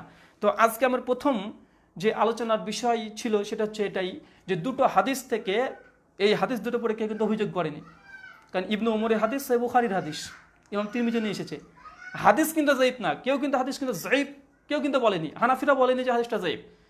তো এখান থেকে শুধু দুটো হাদিস পেশ করলাম, আর দুজন মুহাদ্দিস, একজন ফকি একজন মুজতাহিদ, তাদের পেশ করলাম যে তারা এই কথাগুলো নকল করেছে, সুনান তিরমিজিতে মজুদ আছে, এমনকি তাদেরও গ্রন্থ মজুদ আছে। এরপরে কোনো সংশয় কোনো সন্দেহ থাকতে পারে যে রফল ইয়াদাইন করতে হবে কি হবে না? কোনো সন্দেহ থাকতে পারে না, যে এগুলো আমাদের সমস্যা না, এগুলো স্বয়ং মানে মুহাদ্দিসগণ যারা, তারা সমাধান দিয়ে গেছে। আর ইমাম বুখারী কঠিন হস্তে কলম ধরেছে, মানে একটা বই রচনা করে ফেললো আলাদাভাবে, চিন্তা করেছেন? ইমাম বুখারী অন্য কোনো বিষয়ে স্বতন্ত্র বই রচনা করলেন না, রফল ইয়াদাইন প্রসঙ্গে একটা জুজ বলে কি, মানে বইটার নাম হচ্ছে জুজ উল রফল ইয়াদাইন। জুজ ওটাকেই বলে যখন কোনো মুহাদ্দিস একটা বিষয় ভিত্তিক বই লিখে, মানে একটা বিষয়ে অনেকগুলো হাদিস রচনা করে, তাকে জুজ বলে। তো ইমাম বুখারী একটা আলাদা বই রচনা করলেন। তো আমার মনে হয় যে আমাদের এতটুকু আলোচনা যথেষ্ট, যে রাসূলের সুন্নাত যখন সাব্যস্ত হয়ে গেলে তখন লাব্বাইক তথা সাড়া দেওয়া, এবং রাসূলের সুন্নাতকে মৃত্যু পর্যন্ত যারা আমরা মুসলিম সালাত আদায় করি তাদেরকে, মানে এটা করে সালাত আদায় করাটা, এটা অবশ্যই অবধারিত হওয়া উচিত। এটা কোনো মাযহাবের বা কোনো ইমাম বলেনি এই জন্য যারা দাবি করছে, এটা কিন্তু মোটেও উচিত নয়। তো যাই হোক, এবার আমরা বেশ কিছু প্রশ্ন উত্তরে চলে যাব। এটা আমার আলোচনা আজকে সংক্ষিপ্ত বিষয়, যে দুটো বিষয় থেকে আমরা দিয়ে দিলাম। তো যারা মানে বিশেষ করে আজকে আমাদেরকে প্রশ্ন করবে শুধুমাত্র শাহাবুল ভাই, আমরা সকলের কাছ থেকে প্রশ্ন নিব না, কারণ মানে একজন প্রশ্ন করলে ইনশাআল্লাহ আমাদের প্রত্যেকটা উত্তর যথার্থভাবে দিয়ে দিলেই আমাদের আলোচনা সমাপ্ত হয়ে যাবে ইনশাআল্লাহ। জি শাহাবুল ভাই, আপনি। আসসালামু আলাইকুম। ওয়ালাইকুম আসসালাম ওয়া রাহমাতুল্লাহ। জি, আমরা অনেক আলোচনা শুনলাম। আমরা সালাত বিভিন্ন মসজিদে পড়ার সময় আমরা লক্ষ্য করি যে অনেক মানুষ বলেন যে বিশেষ করে তাশাহুদে যখন আমরা থাকি, সেই ক্ষেত্রে আমরা তাশাহুদের আঙ্গুলি নড়াই, তো অনেকে মন্তব্য করেন যে ঘোড়ার লেজের মতো নড়ান, অনেকে বলে ঘোড়া টিকটিকের মতো নড়ান। আসলে শরীয়তের বিষয় কি বলে? আচ্ছা, বিষয়টা হচ্ছে মানে এই প্রশ্নটা, মানে এটা আত্মীয়তার তাশাহুদের বিষয়ে প্রশ্ন, এটা আজকে শুধু প্রশ্ন উত্তর হবে রাফল ইয়াদাইন প্রসঙ্গে। তাই রাফল ইয়াদাইন প্রসঙ্গে যে প্রশ্নগুলো, সে প্রসঙ্গে আমরা এই বাকি যেগুলো আলোচনা করবো সেই দিন আমরা ইনশাল্লাহ আলোচনা করে দেব। জি, মদিনাবাসীরা কি রাফল ইয়াদাইন করতেন না করতেন না? মদিনাবাসীদের আমল প্রসঙ্গে দুটো মত আছে। তো এখানে প্রথমত একটা বুঝতে হবে যে ইমাম মালিক রাহিমাহুল্লাহ, আমরা মালিক বলতে কোন মালিক? ইমাম মালিক, যে 93 হিজরিতে জন্মগ্রহণ করে, 179 তিনি মৃত্যুবরণ করে। ইনার থেকে একটা কল নকল করা হয়, কেননা ইমাম মালিক জন্মগ্রহণ করেছে মদিনাতে এবং মৃত্যুবরণ করেছে মদিনাতে। তো ইমাম মালিক প্রসঙ্গে শুধুমাত্র একটা ইবনে রুশদ, একজন বিখ্যাত আলেম, 520 হিজরিতে জন্মগ্রহণ করেছিল, আর 593 হিজরিতে, এই 95 হিজরিতে মৃত্যুবরণ করে। ইবনে রুশদের একটা বিখ্যাত গ্রন্থ আছে বিদায়াতুল মুজতাহিদ, তিনি একটা ইতিহাস নকল করেছেন এবং মানে দাবি করেছেন এটা যে ইমাম মালিক রাহিমাহুল্লাহ তিনি রাফল ইয়াদাইন করতেন না। কথা বুঝতে পারলেন? মানে অনেক ওলেমায়ে আহনাফ যারা আছে তারা একটা দলিল দেয় যে রাফল ইয়াদাইন যদি এতই যদি ভালো জিনিস হবে, এটা যে সুন্নাত হবে, আলোচনা যদি মৃত্যুবরণ করে থাকে, তাহলে কেন ইমাম মালিক তো মদিনার ইমাম, 93 হিজরিতে জন্ম, তিনি কেন তিনি রাফল ইয়াদাইন করতে হবে না এই মর্মে তিনি ফতোয়া কেন দিয়েছেন? এটা তাদের মানে যুক্তি। তার মানে বোঝা যাচ্ছে তাদের দাবি, তার মানে ইমাম মালিক যেহেতু করতেন না, তার মানে রাফল ইয়াদাইন মদিনাতে ছিল না, এটা কিন্তু একদম ফেলে দেওয়ার নয়। তো তারা ইমাম মালিকের এই ফতোয়াটা তিনি নকল করেন। তো প্রথম কথা হচ্ছে, ইমাম যিনি বর্ণনা করেছেন ইবনে রুশদ রাহিমাহুল্লাহ, 520-তে জন্ম, 595-এ মৃত্যুবরণ করে। আর ইমাম মালিকের কল নকল করছে কার? ইমাম মালিক, তিনি 179 হিজরিতে মৃত্যুবরণ করেছেন। এবং ইবনে রুশদ রাহিমাহুল্লাহ তিনি কিন্তু মাঝখানে কোনো সনদ দেয়নি, সনদ মানে তিনি কার কাছ থেকে পেয়েছেন, কোন গ্রন্থে কথা লেখা আছে, কার কাছ থেকে শুনেছেন। তো মাঝখানে প্রায় 323 বছর, কত বছর, ইমাম মালিকের মৃত্যুর 323 বছর পর একজন ব্যক্তি এসে বলছে ইমাম মালিক রাফুল আদাইন করতে হবে না মর্মে ফতোয়া দিয়েছেন। তো এবার আপনারা স্বাভাবিকভাবে এখানে বোঝা যাচ্ছে যে ব্যক্তি কার কাছ থেকে শুনলো, মানে লম্বা একটা সময় তো কার কাছে শুনলো, তাহলে বোঝা যাচ্ছে যে ইমাম মালিক থেকে কথা প্রমাণিত নয়। আর যদি প্রমাণিত হয় তো অবশ্যই একটা শর্ত যে ইমাম মালিক রাহিমাহুল্লাহর কোনো ছাত্র যারা আছে তারা যদি বর্ণনা করে যে ইমাম মালিক রাফুল আদাইন করতেন না, কোনো গ্রন্থে যদি পাওয়া যায় তবে কিন্তু ইবনে রুশদের কথাটা সঠিক প্রমাণ হবে। কথা বুঝতে পারছেন তো? তো আমরা ভালোভাবে এটা দেখলাম যে হ্যাঁ ইমাম মালিকের এই কলটা পাওয়া গিয়েছে, মানে ইমাম মালিক যে রাফুল আদাইন করতেন মানে করতে হবে না এই ফতোয়া দিয়েছে, এটা পাওয়া গিয়েছে। সে হচ্ছে হাফেজ ইবনে আব্দুল বার রাহিমাহুল্লাহ 463 হিজরিতে মৃত্যুবরণ করে। আর হাফেজ ইবনে আব্দুল বারকে কিন্তু মালিকি মাযহাবের একজন আলেম হিসাবে দেখা হয়। কোন মাযহাবের? বিখ্যাত একজন মুহাদ্দিস। মুয়াত্তা মালিকের বিখ্যাত একটা সারা ব্যাখ্যা গ্রন্থ লিখেছে আত-তামহিদ। মুয়াত্তা মালিক হাদিসের গ্রন্থ, ব্যাখ্যা গ্রন্থের নাম কি? আত-তামহিদ। এই আব্দুল বার রাহিমাহুল্লাহ মানে নকল করেছেন। তো এই আব্দুল বার রাহিমাহুল্লাহ দুটো মত নিয়ে এসেছে ইমাম মালিক থেকে। কয়টা? দুটো। প্রথম মত হচ্ছে একটা ইমাম মালিকের একটা ছাত্রের নাম হচ্ছে কাসেম। এই কাসেম থেকে কাসেম বর্ণনা করেছেন যে ইমাম মালিক রাফুল আদাইন করতে নিষেধ করেছেন, এটা ইমাম মালিক নিষেধ করেছেন, এটা ফতোয়া। আর এই ইমাম মালিকের আরো 6 জন ছাত্র ছিল যারা বলছেন যে না ইমাম মালিককে আমরা দেখেছি তিনি মৃত্যু পর্যন্ত রাফুল আদাইন করেছেন। এবার স্বাভাবিকভাবে কোনটা গ্রহণযোগ্য হবে বলেন? শুধুমাত্র কাসেম একজন, ইমাম মালিকের একজন ছাত্র বলছে তিনি বর্ণনা করছেন ইমাম মালিক রাফুল আদাইন করতে নিষেধ করেছে, ফতোয়া। আর বাকি 6 জন তারই ছাত্র বলছেন ইমাম মালিককে মৃত্যু পর্যন্ত আমরা দেখেছি তিনি রাফুল আদাইন করতেন। এখন কোনটা গ্রহণযোগ্য হবে? একটা সাধারণ। তো আমরা এটা যেখানে দেখলাম হাফিজ ইবনে আব্দুল বারি আত-তামহিদে আছে 9ম খণ্ড 213 পৃষ্ঠাতে ইমাম মালিক প্রসঙ্গে এই দুটো নকল করেছে। তো ইমাম মালিকের কোন কোন ছাত্ররা মানে ইমাম মালিক যে রাফুল আদাইন করতেন বর্ণনা করেছে কে কে? প্রথম হচ্ছে মালিক থেকে প্রথম আছে তার মানে ইবনু ওয়াহাব, 2 নম্বর আছে ওয়ালিদ বিন মুসলিম, 3 নম্বর সাইদ বিন আবু মারআম, 4 নম্বর আছে আসহাব ইবনু আব্দুল আজিজ, এই ধরনের আরও আছে আবুল মুসআব। এই 6 জন ইমাম মালিকের ছাত্র বলেছে যে ইমাম মালিক রাফুল আদাইন করতেন। একটা ইমাম মালিকের ফতোয়া, একটা আমল। আর যিনি ফতোয়ার যে বর্ণনা করছে একজন, আর আমলে বর্ণনা করছে কমপক্ষে 6 জন। আর সাইদ বিন আবু মারআম মানে এই যে ব্যক্তি, আর একজন হচ্ছে মানে আসহাব ইবনু আব্দুল আজিজ, ইমাম মালিকের এই ছাত্র, তিনি বলছেন যে আমি ইমাম মালিকের সঙ্গে ইমাম মালিকের মৃত্যুর 1 বছর আগে মিলিত হয়েছিলাম। মানে 178 হিজরিতে ইমাম মালিকের সঙ্গে দেখা করতে গিয়েছিল কে? ইমাম মালিকের এই ছাত্র আসহাব ইবনু আব্দুল আজিজ। এবং তিনি নিজে বর্ণনা করছেন যে আমি ইমাম মালিককে সেই সময় রাফুল আদাইন করতে দেখেছি। কখন? মৃত্যুর 1 বছর আগে। হাফেজ ইবনে আব্দুল বার আত-তামহিদের 9ম খণ্ডের 222 পৃষ্ঠাতে এই কথাটা নকল করেছে। তো হানাফি ভাইদের যুক্তি হচ্ছে এটা ইমাম মালিক থেকে যে রাফুল আদাইন মুনকির পাওয়া যায়, ইমাম মালিক যদি রাফুল আদাইন না করে তাহলে তাদের দাবি তারপরে মদিনার ইমাম, মদিনাতে ছিল মসজিদ নববীর ইমাম, তার মানে মসজিদ নববীতে রাফুল আদাইন হতো না। তো আসলে ইমাম মালিক মৃত্যুবরণ রাফুল আদাইন করতেন।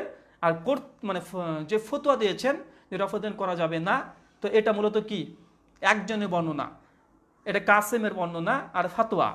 আর ওলেমায়ে আহনাফের একটা উসুল আছে, একটা নীতিমালা আছে। দেখছে কোন একজন রাবি একটা হাদিস বর্ণনা করছে, কোন রাবি একটা ফতোয়া দিচ্ছে, আর সে রাবির আমলটা আছে তার ফতোয়ার পরিপন্থী। কথা বুঝতে পারছেন? মানে আমি একটা কথা বললাম যেটা জায়েজ, কিন্তু আমি সে আমলটা করি না। অথবা ধরেন আমি বর্ণনা করছি যে রাফুল আদাইন করতে হবে না, কিন্তু সঙ্গে আমি রাফুল আদাইন করছি, এরকম হাদিস পাওয়া যায় কি যায় না? যে একটা মানে একটা কলের মধ্যে আর একটা আমলের মধ্যে পার্থক্য হয়ে যায়, পরস্পর বিরোধী হয়ে যায়, তখন কোনটাকে গ্রহণ করতে হবে? হানাফিদের উসুল হচ্ছে এটা। শারহু মানুল আসার, ইমাম তাহাবির কিতাব, লেখক মৃত্যুবরণ করে 321 হিজরিতে, ইমাম তাহাবি রাহিমাহুল্লাহ। তো 13 পৃষ্ঠা 94 পৃষ্ঠা 26 পৃষ্ঠাতে একটা উসুল নকল করেছে যে কোনো রাবি যখন কোনো ফাতোয়া দেয় বা কোনো হাদিস বর্ণনা করে, আর ওই রাবির আমলটা যদি তার বর্ণনা ফতোয়ার পরিপন্থী হয়ে যায়, উল্টা হয়ে যায়, তখন কোনটা গ্রহণ করতে হবে? তার আমলটা গ্রহণ করতে হবে।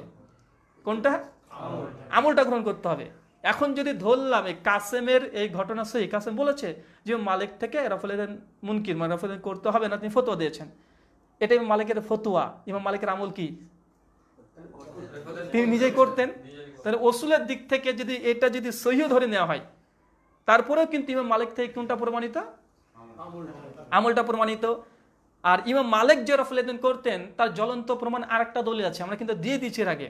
সুনান তিরমিজিতে 256 নম্বর হাদিস, 256 নম্বর হাদিস নিয়ে আসার পরে তাবিজ সূত্রে যখন ইমাম মালিক বর্ণনা করছে যে কোন কোন তাবির রফুলেন করতেন, তখন কিন্তু ইমাম মালিকের কল নকল করে ফেলেছে। কে? ইমাম তিরমিজি। তখন ইমাম তিরমিজি বলছে ইমাম মালিক রফুলেন করার পক্ষে ছিলেন, তিনি করতেন রফুলেন। তো এর চেয়ে বড় কোনো দলিল লাগতে পারে? তার বোঝা যাচ্ছে কিনা ওলেমায়ে আহনাফ যারা আছে তারা এখানে ইলমের খেয়ানত করতে চাইছে। আর ইমাম মালিক যে রফুলেন করতেন তার 6 জন শাগরেদ থেকে বর্ণনা করলাম, তারপরে কি ইমাম তিরমিজির কোন নকল করলাম, কমপক্ষে 24 জন মুহাদ্দিস যা সালাফ মানে চলে গেছে তারা প্রত্যেকে বলেছে ইমাম মালিক রফুলেন করতেন, রফুলেনের পক্ষে ছিলেন ইমাম মালিক। তার মানে বোঝা গেল কি, তার মানে মদিনাতে আমল ছিল কি ছিল না? একই যদি রসুল ধরা যায় তাহলে মদিনাতে কিন্তু তাহলে ইমাম মালিক রাহিমাহুল্লাহ থেকে রফুলেন করাই প্রমাণিত। রফুলেনের ফতোয়া যেটা আছে সেটা সঠিক নয় যে ইমাম মালিক থেকে। কিন্তু এখন একটা কথা মনে রাখবেন, বর্তমান মালিকই যারা আছে তারা কিন্তু রফুলেন করে না। মানে বিশ্বের অনেক জায়গায় যেখানে মালিকই আছে তারা কিন্তু রফুলেন করে না। কেন? কারণ এখানে যে এই যে কাসেমের সূত্রে আছে ইমাম মালিক রফুলেন করতেন না, তার জন্য কিন্তু এর কলটাকে ধরে নিয়েছে। আরো আশ্চর্য হয়ে যাবেন, মুয়াত্তা মালিক ইমাম মালিকের নিজেরই বই আছে। ইমাম মালিক যে রফুলেন না করতেন, মুয়াত্তা মালিক হাদিস নিয়েছে রফুলেন করার। কোন হাদিস? বুখারী ওই হাদিস, ইবনে ওমরের সূত্রে। কথা বুঝতে পারলেন কি? মানে জি জি, যে একজন কাসেম বর্ণনা করছে, এই জন্য কিন্তু মালিকের কিন্তু এই রফুলেন করে না। কিন্তু ইমাম মালিক যে রফুলেন করতেন ইমাম তিরমিজি বর্ণনা করেছে, তার ছাত্ররা বর্ণনা করেছে। আবার ইমাম মালিক রাহিমাহুল্লাহ তার মুয়াত্তা মালিক হাদিসের গ্রন্থ, তিনি ইবনে ওমর থেকে রফুলেন করার পক্ষে নিয়েছে, বিপক্ষে কোনো হাদিস নিয়ে আসেনি রফুলেন করতে হবে না। তো এর চাইতে জলযন্ত্রের কোনো প্রমাণ লাগবে যে মালিক ইমাম মালিক রাহিমাহুল্লাহ তিনি রফুলেন করার পক্ষে ছিলেন? এর চাইতে দলিল মানে আমার আর কি দিতে পারি? সত্যনিষ্ঠের জন্যই এতটা যথেষ্ট। তার মুয়াত্তার গ্রন্থে যে হাদিস নিয়ে এসেছেন, বিপক্ষে হাদিস নাই। তার ছাত্র বর্ণনা করেছে, ইমাম তিরমিজি নকল করেছে, ইমাম আহমেদ নকল করেছে, অনেকজন নকল করেছে। ইমাম মালিক রফুলেন করতেন, মৃত্যু পর্যন্ত রফুলেন করেছেন। তো যাই হোক, তারপর জি, আমরা রাফুলেন সম্বন্ধে একটা প্রশ্ন আপনাকে, সেটা হচ্ছে যে অনেক মানুষ বলেন যে একটা সময় রাফুলেন জায়েজ ছিল, পরবর্তীতে ওটা আল্লাহ রাসূল নিষেধ করেছেন এই কারণের জন্য যে অনেক সময় বগলে নাকি মূর্তি রেখে চেপে রেখে নামাজ পড়া হতো। এই বিষয়টা যদি একটু বলেন। বিষয়টা হচ্ছে আর একটা, যে আমাদের এখানে কিছু কিছু আলেমরা আছে, সাধারণ আলেম, বড় কোনো আলেমরা কিন্তু অভিযোগ করে না। যারা মাদ্রাসায় গিয়েছে তো পড়াশোনা করেনি, কারণ স্কুল কলেজে আমরা তো দেখি অনেক আলেম ওলেমা আছে, মানে অনেক ছাত্র আছে স্কুলে বসে থাকে, পড়াশোনা করে না। মাদ্রাসায় তো ঠিক এমনই আছে, অনেক বদ আছে। আমি কেমন বিভিন্ন মাদ্রাসাতে দেখছি যে শিক্ষক হুজুররা কিন্তু মাদ্রাসার ছেলেদের সঙ্গে কুকীর্তিও করে, অনেক ভিডিও ভাইরাল হচ্ছে, যদিও এটা লজ্জাজনক। তো অনেক ওলেমা বা আমরা প্রথম যখন রফুলেন আমি নিজে শুরু করেছিলাম 2013 দিকে, সেই সময় কিন্তু আমাদেরকে এই অভিযোগ একটা করা হতো যে রফুলেন প্রথম জামানাতে ছিল, তো পরবর্তী জামানাতে আল্লাহ রাসূল এটা বাদ দিয়েছে। কেন? কারণ হিসেবে বলে যে সাহাবা রাদিয়াল্লাহু তাআলা আনহুমরা কি করতেন, যে বগরে পুতুল নিয়ে আসতেন, মূর্তি নিয়ে আসতেন, মানে যেসব মূর্তির উপাসনা করতেন সেসব মূর্তিকে নিয়ে আসতেন। কেন? এতই ভালোবাসে। নাউযুবিল্লাহ মিন জালিক। বলতে এটা কি সাহাবা রাদিয়াল্লাহু তাআলা আনহুর উপরে গুস্তানি করে না? অবশ্যই গুস্তাকি করা। যারা ঈমান নিয়ে এসেছে, যাদের প্রসঙ্গে পবিত্র রাদিয়াল্লাহু তাআলা আনহু রাদওয়ান, যারা তাদের খুশি রাজি, সেই সব সাহাবীরা নাকি ঈমান নিয়ে আসার পরে মুনাফিকি করেছে। নাউযুবিল্লাহ মিন জালিক। তো এটা যারা বলছে কত দূর পর্যন্ত যে যায়, মানে চিন্তা করে না। আর এই প্রসঙ্গে কোন একটা সহিত দূরের কথা, যায়িফ তো দূরের কথা, জাল হাদিসও একটাও নেই। এমনকি ইতিহাসের অনেক বড় বড় কিতাব আছে, কোনো ইতিহাসের গ্রন্থ লেখা নেই যে সাহাবীদের এমন একটা আচরণ করেছে। এটা সম্পূর্ণ কিন্তু মিথ্যা। ওলেমা আহনাফের মধ্যে যারা মানে একটু গবেষণা করে, সেই সব গবেষকদের কাছে জিজ্ঞাসা করবেন আসলে এই যে একটা দাবি করা হয়, এই দাবি কি সঠিক, তারা কিন্তু নাকচ করবে। না হাদিসে আছে, না ইতিহাসের কোনো গ্রন্থে আছে। তারিখে দামেস্ক কমপক্ষে 65 খণ্ডে রচনা একটা বই ইতিহাস সম্পর্কে লিখেছে। খাতিব বাগদাদি তারিখে বাগদাদ 463 মৃত্যু লেখকের, কমপক্ষে 15 থেকে 17 খণ্ডে, যেটা মাকতুবায়ে শামিলে আছে, 15 থেকে 17 খণ্ডে এই তারিখে বাগদাদ গ্রন্থ আছে। ইমাম বুখারীর তারিখুল কাবির আছে, ইমাম জাহাবি শিয়ারু আনামে নুবালা রিজাল শাস্ত্রের উপরে বই লিখেছে, অনেক ইতিহাস নকল করেছে। রিজাল শাস্ত্রটা কি? আমরা পরবর্তী সময়তে বলবো।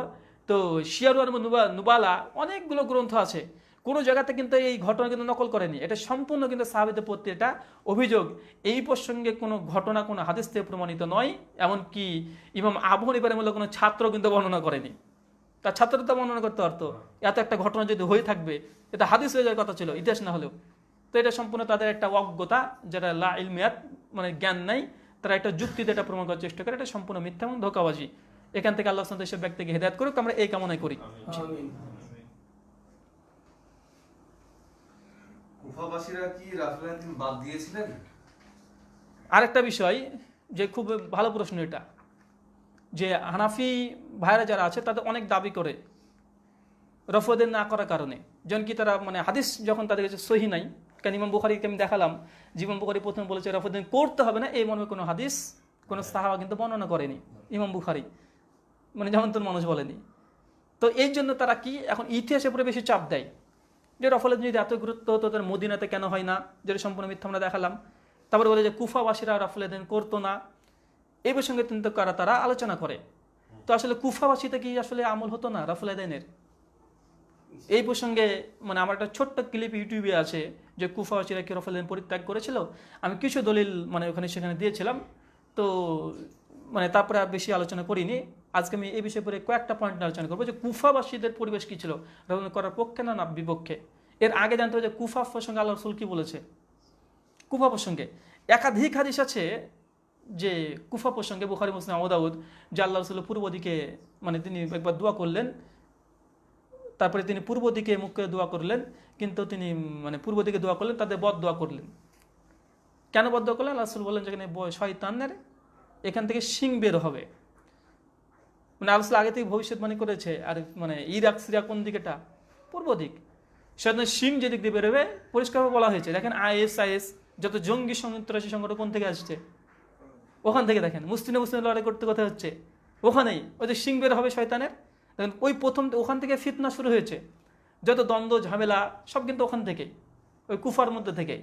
আরও কিছু হাদিস আছে, ইবনু উমর রাদিয়াল্লাহু তাআলা আনহুর সময়তে কুফাবাসীরা বেশ কিছু লোক এসেছিল, মুসনাদ আহমেদ আছে 6406 নম্বর হাদিস, শুআইব আরনাউত রাহিমাহুল্লাহ তাহকিক অনুসারে, এসে জিজ্ঞাসা করছে, একজন কুফাবাসী এসে বলছে যে আচ্ছা বলেন তো, যে কোনো যদি মশা বা মাছি যদি মেরে দিই তাহলে গুনাহ হবে কি হবে না?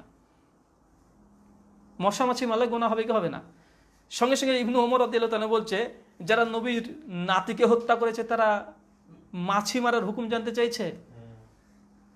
কথা বুঝতে পারলে না? দেখেন কি একটা জবাব, মানে আক্কেলি জবাব, অ্যান্টিভেনাম, মানে একটা যুক্তি বলছে, যারা রাসূলের নাতিকে মেরে ফেললো, হত্যা করে ফেললো, তারা জিজ্ঞাসা করছে মাছি মারলে গুনাহ হবে কি হবে না?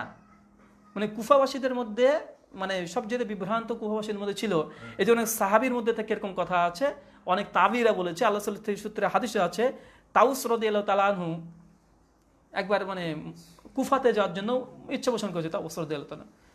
তখন কাব রাদিয়াল্লাহু তাআলা তখন বলছে তুমি মানে কুফাতে যেও না, কেন কুফাতে সবচেয়ে শয়তানি বেশি হয়, কুফাতে যেও না। এই ধরনের অনেকগুলো হাদিস আছে, জামে মামার ইবনু রাশিদে আছে 20461 নম্বর হাদিস, সনদ হাসান।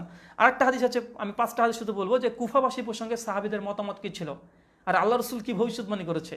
কুফা প্রসঙ্গে আবু হুরায়রা রাদিয়াল্লাহু তাআলা আনহু তিনি স্বয়ং বলছে যে হে কুফাবাসী, তুমি আমরা কিছুদিন পর তুমি আমাকে মিথ্যক বলে ঘোষণা করবা। আবু হুরায়রা রাদিয়াল্লাহু তাআলা বলছে যে কুফাবাসীরাই প্রথম আমাকে মিথ্যক বলে ঘোষণা করবে, আর ঠিক কুফাবাসীরা মিথ্যক বলে ঘোষণা করেছিল। যে আবু হুরায়রা মিথ্যা হাদিস রচনা করে, রাসূলের নামে মিথ্যা হাদিস রচনা করে, আবুর প্রতি অভিযোগ করেছিল কুফিরা। এই হাদিসটা দেখবেন আবু হুরায়রার প্রসঙ্গে ইবনু মাজাতে আছে 363 নম্বর হাদিস, আর সুনান নাসাইতে 5370 নম্বর হাদিস, হাদিস হাসান। আরও মুসনাদ ইসহাক বিন রাহিয়াতে আছে 262 নম্বর হাদিস। আর আরেকটা বিষয় কুফাবাসী প্রসঙ্গে, সে বুখারী খুলবেন 755 নম্বর হাদিস, যে কুফাবাসী প্রসঙ্গে মানে কুফাবাসীরা বেশ কিছু মানুষ সুহাইল বিন সাদ রাদিয়াল্লাহু তাআলা আনহু, যখন ওমর বিন খাত্তাব যখন খলিফা, কোন খলিফা? ওমর বিন খাত্তাব। ওমর বিন খাত্তাব যখন খলিফা ছিলেন, ঠিক সেই সময়তে ওমর বিন খাত্তাবের কাছে অনেকগুলো অভিযোগ করেছিল কুফাবাসীরা। কার বিরুদ্ধে? এই সাদ রাদিয়াল্লাহু তাআলা আনহু একজন সাহাবীর বিপক্ষে। অনেকগুলো অভিযোগের মধ্যে একটা অভিযোগ ছিল এটা, যে সাল বিন সাদ তিনি নামাজ ঠিকভাবে আদায় করতে পারে না। কুফিরা যে সোহেল বিন সাদ যিনি বিখ্যাত সাহাবী, মানে তিনি নামাজ ভালোভাবে পড়তে পারেন না, অনেকগুলো ইনার নামে অনেক অভিযোগ, তখন একটা হচ্ছে নামাজ ঠিকভাবে আদায় করতে পারে না। তো এখানে একটা অ্যান্টিভেনাম জবাব হচ্ছে এটা যে অনেক মানুষ হচ্ছে দেখবেন বলবে তোদের তো কিরাত ভালো না, শুদ্ধ নামাজই হয় না। তো নামাজ হয় কার কার হয় না, প্রথম কাদের ফতো এটা? কুফিদের। সহিহ বুখারীতে 755 নম্বর, মুসনাদে আহমেদ 1518 এবং মুসনাদে আবি দাউদ তাইলিসি, মানে সুনান আবু দাউদ নেটা, মুসনাদে আবি দাউদ তাইলিসি একটা হাদিসের গ্রন্থ, হাদিস নম্বর 214-তে মানে এই কথাগুলো মানে বর্ণনা আছে। এখন দেখেন কুফাবাসীরা যদি রফল না করে তো আমাদের কি? যদি প্রমাণই হয় না কুফাতে রফল ছেড়ে দিয়েছিল, তো কুফা প্রসঙ্গে তো আল্লাহ রাসূল প্রশংসা তো করেননি রে ভাই। কুফা প্রসঙ্গে তো আশঙ্কা আছে, এখান থেকে শয়তানের শিং বের হবে। আবু হুরায়রা বলছে তোমরা আমাকে মিথ্যুক বলবা, কুফাতে মানুষকে যেতে দিত না, কোনো সাহাবী যদি পরামর্শ নিত কুফাতে যাব, তো তারা যে রফল বাদী দেয় তো সমস্যা কোথায়? তো কুফার পরিবেশ যে রফল করা ছিল কি ছিল না, ইমাম তিরমিজি সুনান তিরমিজি 256 নম্বর হাদিস নিয়ে আসে পরে ওখানে রচনা করেছে যে সুফিয়ান সাউরি আছে, ইব্রাহিম নাখাই আর বেশ কিছু কুফি মানে কুফাবাসী তারা রফল আদাইন ছেড়ে দিয়েছে, মানে তারা রফল আদাইন ছেড়ে দিয়েছে। তো ভাবে বলেন তো রফল আদাইন ছেড়ে দেওয়া আর রফল আদাইন না করা পার্থক্য আছে না নেই? পার্থক্য আছে।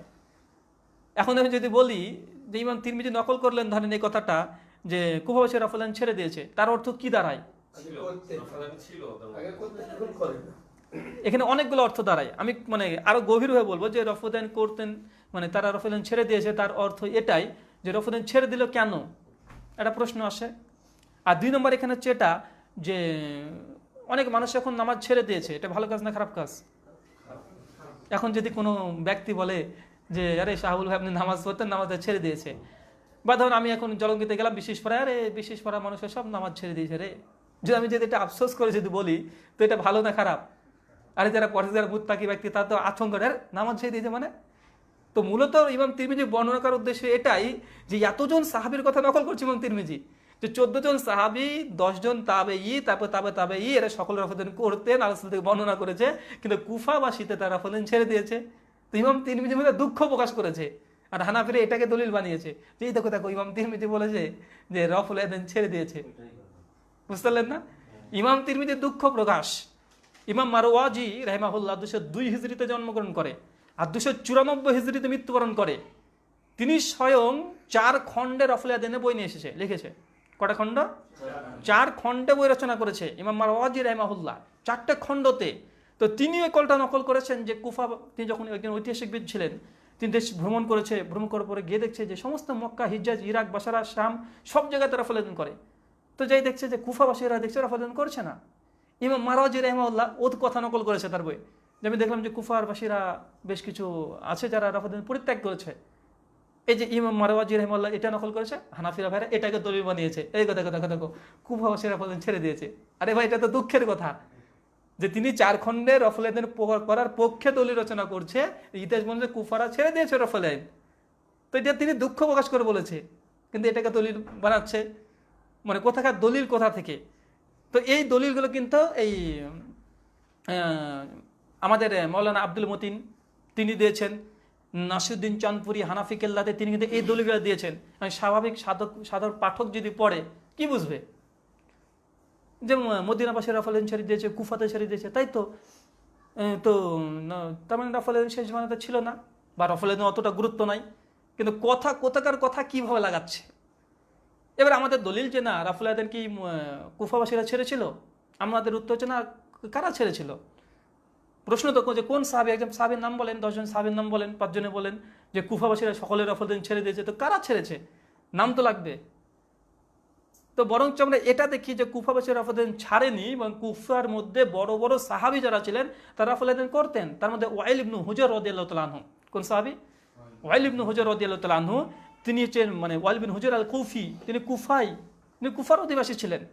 তিনি 9 হিজরিতে আল্লাহ রাসূলের সঙ্গে সাক্ষাৎ করতে এসেছিলেন মদিনাতে। বিখ্যাত কথা তারিখে কাবিরা আছে 2607 নম্বর জীবনী, মানে রিজাল শাস্ত্রে বলা হয় কোনটা, যে সাহাবা রাদিয়াল্লাহু তাআলা আনহুম, তাবেঈ, মানে যারা হাদিস বর্ণনা করছে যে রাবি, তাদের জীবনী, রিজাল জীবনী, মানে এইসব মানুষদের জীবনী যেসব গ্রন্থ আছে তাকে বলা হয় রিজাল শাস্ত্র বা জারা আত-তাদিল। মুহাদ্দিসদের পরিভাষায় জারা আত-তাদিল, আমাদের ভারত মহাশয় রিজাল শাস্ত্র নামে পরিচিত, যে জীবনী গ্রন্থ। তো ওয়াইল বিন হুজর রাদিয়াল্লাহু তাআলা তিনি একজন কুফার অধিবাসী ছিলেন। তারিখে কাবির 2607 নম্বর জীবনী। আর ওয়াইল বিন হুজর রাদিয়াল্লাহু তাআলা স্বয়ং তিনি নিজে রফল করতেন। এখন কুফারা যে রফল ছেড়ে দিবে, তো ওয়াইল বিন হুজর তিনিও তো কুফিরে ভাই, তিনি তো কুফার অধিবাসী, তিনি যে রফল করতেন কেন? ওয়াইল বিন হুজর রাদিয়াল্লাহু তাআলা তিনি যে রফল করতেন এবং রফল করা দেখেছেন, এমন সুনান নাসাই হাদিস নম্বর 1159 এবং সুনান নাসাই কুবরা 750 নম্বর হাদিস। সুনান নাসাই কুবরা কোনটা?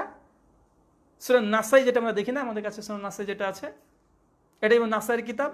আর সুনান নাসাই কুবরা, মূলত সুনান নাসাই কুবরা হচ্ছে ইমাম নাসাইরি বই, ওটা হচ্ছে বড় বই, মানে অনেক বড়, মানে ওই বইটাকে সংক্ষিপ্ত করে করা হয়েছে সুনান নাসাই, মানে আমাদের কাছে যেটা আমাদের হাতে এখন আছে, কথা বুঝতে পারলেন? আমাদের যেটা হচ্ছে সংক্ষিপ্ত বই নাসাইয়ের। আর সুনান কুবরা নাসাই হাদিস 750-এ ওয়াইল বিন হুজর প্রসঙ্গে আল্লাহ সূত্রে হাদিস বর্ণনা করেছে যে আল্লাহ রাফল এদেন করতেন। আরো অনেকগুলো আছে, মুসনাদে হুমাইদি হাদিস নম্বর 909, সুনান কুবরা লিল বাইহাকি হাদিস নম্বর 2305 এবং সহিহ ইবনে খুজাইমা হাদিস নম্বর 697 এবং সহিহ ইবনে হিব্বান হাদিস নম্বর 1857। সমস্ত গ্রন্থে সেই সনদে বর্ণনা আছে যে ওয়াইল বিন হুজর রাদিয়াল্লাহু তাআলা আনহু তিনি রাফল এদাইন করতেন। তো এখানে আর কার দলিল লাগবে? ইনি কুফি ছিলেন, তাতে একটা দলিল খণ্ডন। আর একটা দলিল আছে আবু মুসা আল আশআরি রাদিয়াল্লাহু তাআলা আনহু, তিনিও কুফার অধিবাসী। ইমাম জাহাবের কিতাব শিয়ারু আনামিনা নুবালা এ প্রসঙ্গে লেখা আছে 158 নম্বর জীবনীতে যে আবু মুসা আশআরি রাদিয়াল্লাহু তাআলা আনহু তিনি কুফার অধিবাসী ছিলেন।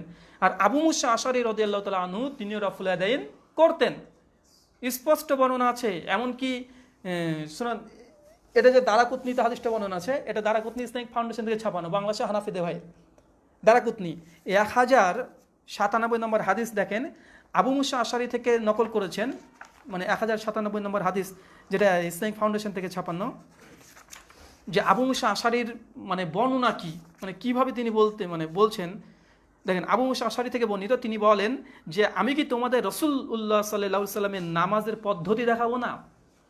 তিনি কুফাতে গিয়েছেন, কুফার পরিবেশ যারা আছে, মসজিদ আছে, গিয়ে তখন বলছে যে আমি কি তোমাদেরকে রাসূল করিম সাল্লাল্লাহু আলাইহি ওয়াসাল্লামের নামাজ দেখাবো না? দেখেন নামাজ দেখাতে শিক্ষা দিচ্ছে সাহাবীরা, কাতে গিয়ে? কুফাতে গিয়ে রে ভাই। আবু মুসা আশআরি নিজে কুফি, তারপর তিনি বলছে অতএব তিনি তাকবীর তাহারিমা বলে নিজের হস্তদ্বয় ওপরে উত্তোলন করলেন, অথবা রুকুতে যাওয়ার জন্য তাকবীর বললেন এবং নিজেদের হস্তদ্বয় উত্তোলন করলেন।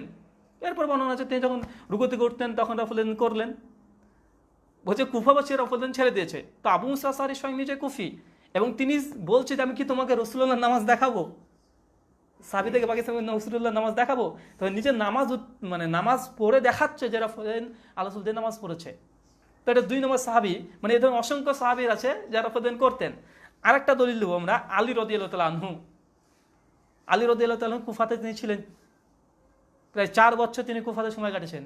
কে? আলী রাদিয়াল্লাহু তাআলা আনহু, চতুর্থ খলিফা মাওলা আলী রাদিয়াল্লাহু তাআলা আনহু, তিনি কুফাতে ছিলেন। আর সুনান আবু দাউদ দেখেন 744 নম্বর হাদিস, তিনি স্বয়ং নিজেই রাফল এদান করতেন, বর্ণনা আছে। তো কুফার কোন কে বাদ দিয়েছে, এটা প্রশ্ন আসে না?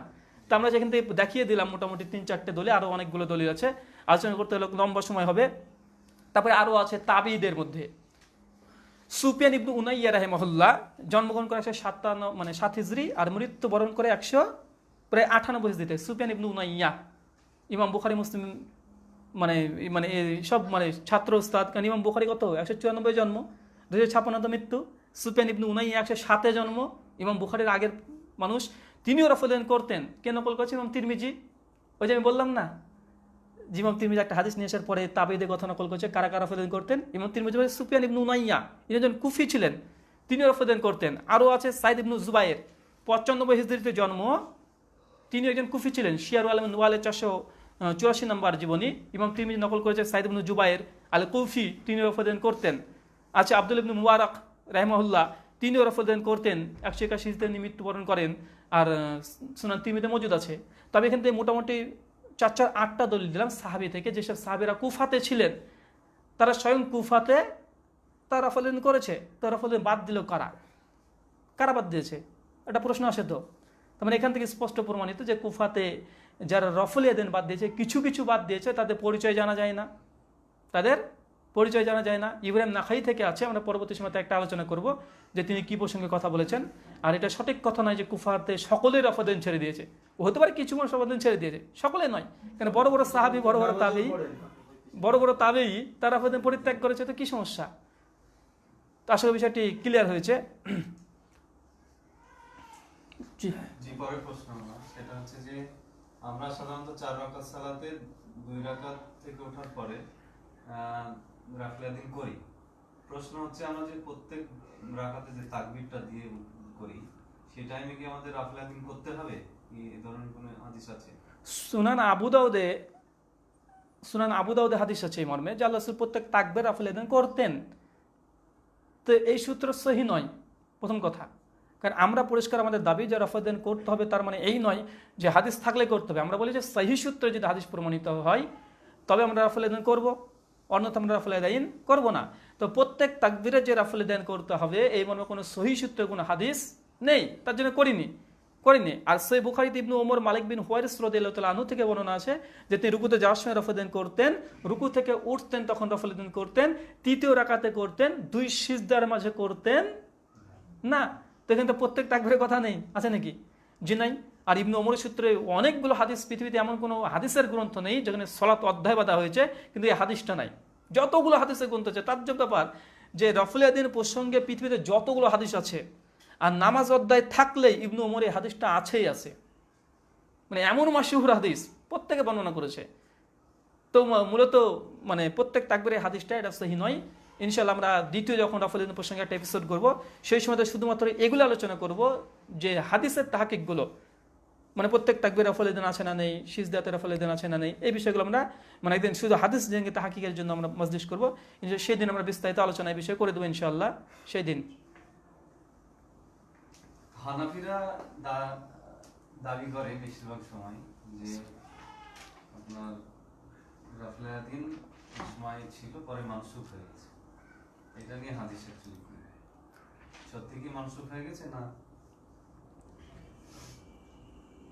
এখানে সবচেয়ে বড় কথা যে এই বিষয়ে আমার একটা ভিডিও ক্লিপ চালানো আছে আজ থেকে প্রায় 2 বছর আগে, যে হানাফি ভাইরা এখানে একটা অভিযোগ, মানে সমস্ত কিছু যখন দেখছে দলিল সহিহ বুখারী, মুসলিম, আবু দাউদ, তিরমিজি হাদিস, আজকে যখন যেই প্রমাণ করা সম্ভব নয়, তখন তাদের একটা নতুন দাবি যে তাহলে রাফলে আদাইন মানসুখ হয়ে গেছে। শেষ দাবি কি? যে তাহলে রাফলে আদাইন মানসুখ হয়ে গেছে। মানসুখ মানে এটা বাতিল, মানে প্রথম জামানাতে হতো, শেষ জামানাতে এটার হয়নি, এটা তাদের আর একটা দাবি। তা আমার সবচেয়ে এখানে আশ্চর্য লাগে যে রাফলে আদাইন যদি মানসুখ হয়, আল্লাহ রাসূল সেই জামাতে ছেড়ে দেয়, তো এইসব সাহাবীদের যাদের নাম বললাম, বুঝলেন না, তারা রাফলে আদাইন কেন করতেন? প্রশ্ন আসে গেছে না? যে সঙ্গে সাহাবীরা রাফলে আদাইন করতেন, সুনান তিরমিজি 256 নম্বর হাদিস আনার পর ইমাম তিরমিজি 14 জন সাহাবীর নাম বর্ণনা করেছে যে তারা রাফলে আদাইন করতেন। আল্লাহ রাসূল সূত্রে হাদিসে বর্ণনা করেছে, তাবেঈদের কথা নকল করেছে, তাবেঈনদের কথা নকল করেছে, এমনকি 4 ইমামের মধ্যে 3 ইমাম রাফলে আদাইন করতেন, এটা বর্ণনা করা আছে। তো মানসুখ দাবি কিভাবে হতে পারে? এখানে 2 নম্বর একটা পয়েন্ট, যে রাফলে আদাইন মানসুখ যদি হতো তো ইমাম বুখারী রাহিমাহুল্লাহ তিনি জুজুল রাফলে আদাইন একটা কিতাব রচনা করলেন। তো ইমাম বুখারী এটা বুঝতে পারেনি যে রাফলে আদাইন মানসুখ হয়েছে? যিনি 6 লক্ষ হাদিসের হাফেজ, 194 জন মধ্যে 56 মৃত্যু, সেই সময়তে বই লিখছেন, তার কাছে খবর পৌঁছালো না যে আল্লাহ রাসূলের রাফলে আদাইন প্রথম জামানাতে ছিল, সেই জামানাতে মানসুখ হয়ে গেল। বুখারীতে হাদিস আছে, মুসলিম আছে, আবু দাউদ আছে, তিরমিজি, ইবনে মাজাহ, সমস্ত মুহাদ্দিস হুড়ি হাদিস নিয়ে চলে আসছে যে রাফলে আদাইন করতে হবে। মানে রাফলে আদাইন বা যে কোনো আমল যদি প্রথম জামানাতে চলতো, শেষ জামানায় মানসুখ হয়, তার জন্য অকাট্য হাদিস লাগবে কি লাগবে না? রাসূলকে সাহাবারা বলছে আল্লাহ সাল্লাম কি এখন কবর জিয়ারত করতে যেতে পারবো? আল্লাহ রাসূল বললেন যে তোমাদেরকে আগে নিষেধ করেছিলাম কবর জিয়ারত করো না, এখন তোমরা অনুমোদিত। বুঝেন নাই? মানে কোনো জিনিস যদি আগে জায়েজ থাকে পরে না জায়েজ হয়ে থাকে, তখন আল্লাহ রাসূল কি বলে না, যেটা তোমাদের জন্য না জায়েজ ছিল এখন তোমাদের জন্য জায়েজ করে দিলাম। দেখেন, আগে কিন্তু নামাজের মধ্যে কথা বলা জায়েজ ছিল। সূরা বাকারা 238 নম্বর আয়াতের তাফসীর পড়বেন সহিহ বুখারী কিতাবুত তাফসীরে, যে আগে যখন নামাজ পড়ছে, মুসল্লি নামাজ পড়ছে, তো একজন এসে ঢুকে বলছে, ভাই করাকাত হলো, মানে প্রশ্ন করতো করাকাত হলো, মানে 2 রাকাত, নামাজ বাকিটা চালিয়ে দিত। সূরা বাকারা 238 নম্বর আয়াত যখন অবতীর্ণ হয়ে গেল, তখন কথা বলা নিষিদ্ধ হয়ে গেল নামাজের মধ্যে। বুঝেন না?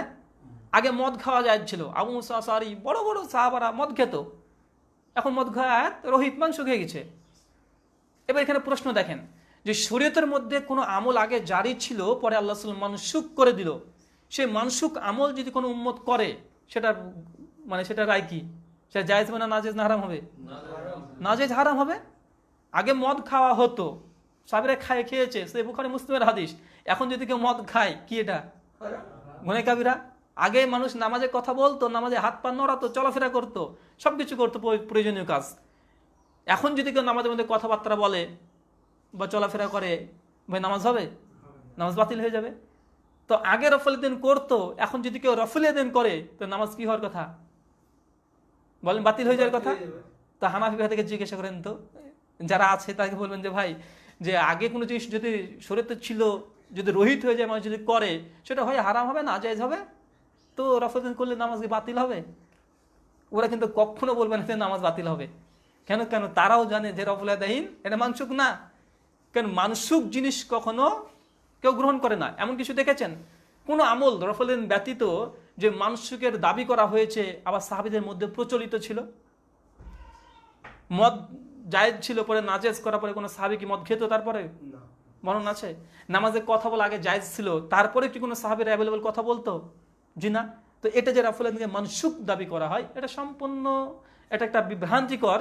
আমার জানা মতে 1400 বছরের ইতিহাসের মধ্যে প্রথম যে দাবি করে ইমাম তহাবী রাহিমাহুল্লাহ, 321 হিজরিতে মৃত্যু, তিনি প্রথম দাবি করে যে রফুলিদ্দিন মানসুক। তার আগে কেউ করেনি, তিনি প্রথম দাবি করে। এখানে আরেকটা পয়েন্ট মনে রাখবেন যে মানসুক এবং নাসিক মানসুকের উপরে অনেকগুলো কিতাব আছে। সালাফরা বই লিখেছে যে কোন কোন আমলগুলো মানসুক হয়েছে, তার জন্য একটা আলাদা বই রচনা করেছে।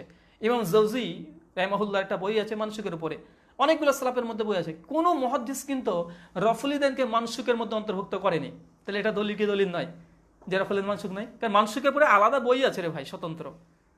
যেই সব আমলগুলো প্রথমে জায়েজ ছিল পরে মানসুক হয়েছে, আলাদা বই আছে, মোটা মোটা বই আছে। কোনো মুহাদ্দিস কিন্তু এই রফুলিদ্দিনকে মানসুকের অন্তর্ভুক্ত করেনি। মানে এটা একটা দলিল যে রফুলিদ্দিন মানসুক নয়। 4 নম্বর পয়েন্ট, যে ইমাম আবু হানিফা রাহিমাহুল্লাহ, তিনিও কিন্তু দাবি করেন রফুলিদ্দিন মানসুক, কোথাও প্রমাণিত নাই।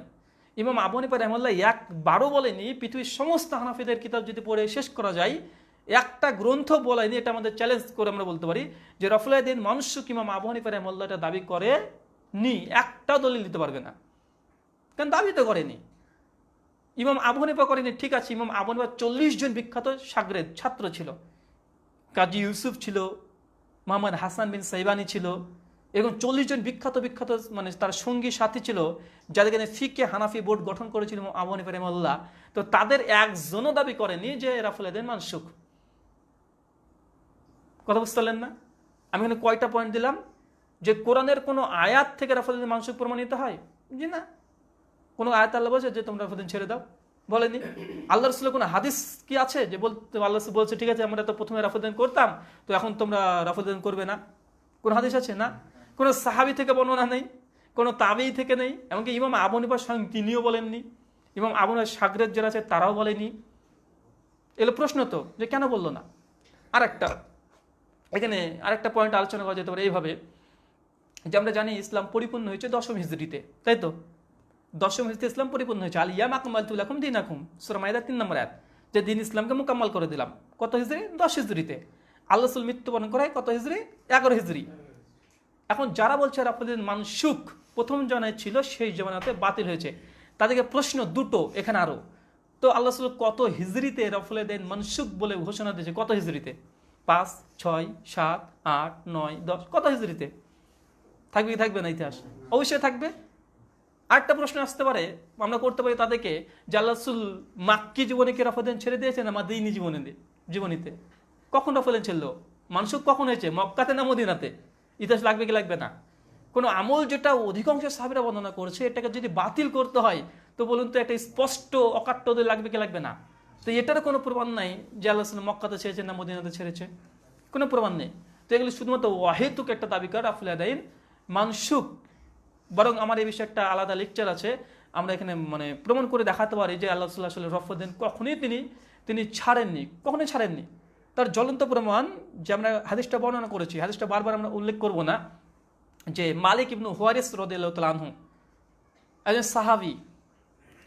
মালিক বিন হুয়ারিস রাদিয়াল্লাহু তাআলা আনহু একজন বিখ্যাত সাহাবী, আর তিনি মূলত 9ম হিজরিতে তাবুকের যুদ্ধের সময়তে আল্লাহ রাসূলের কাছে এসেছিলেন। কত হিজরিতে? তাবুকের যুদ্ধ কত হিজরি হয়? 9 হিজরি।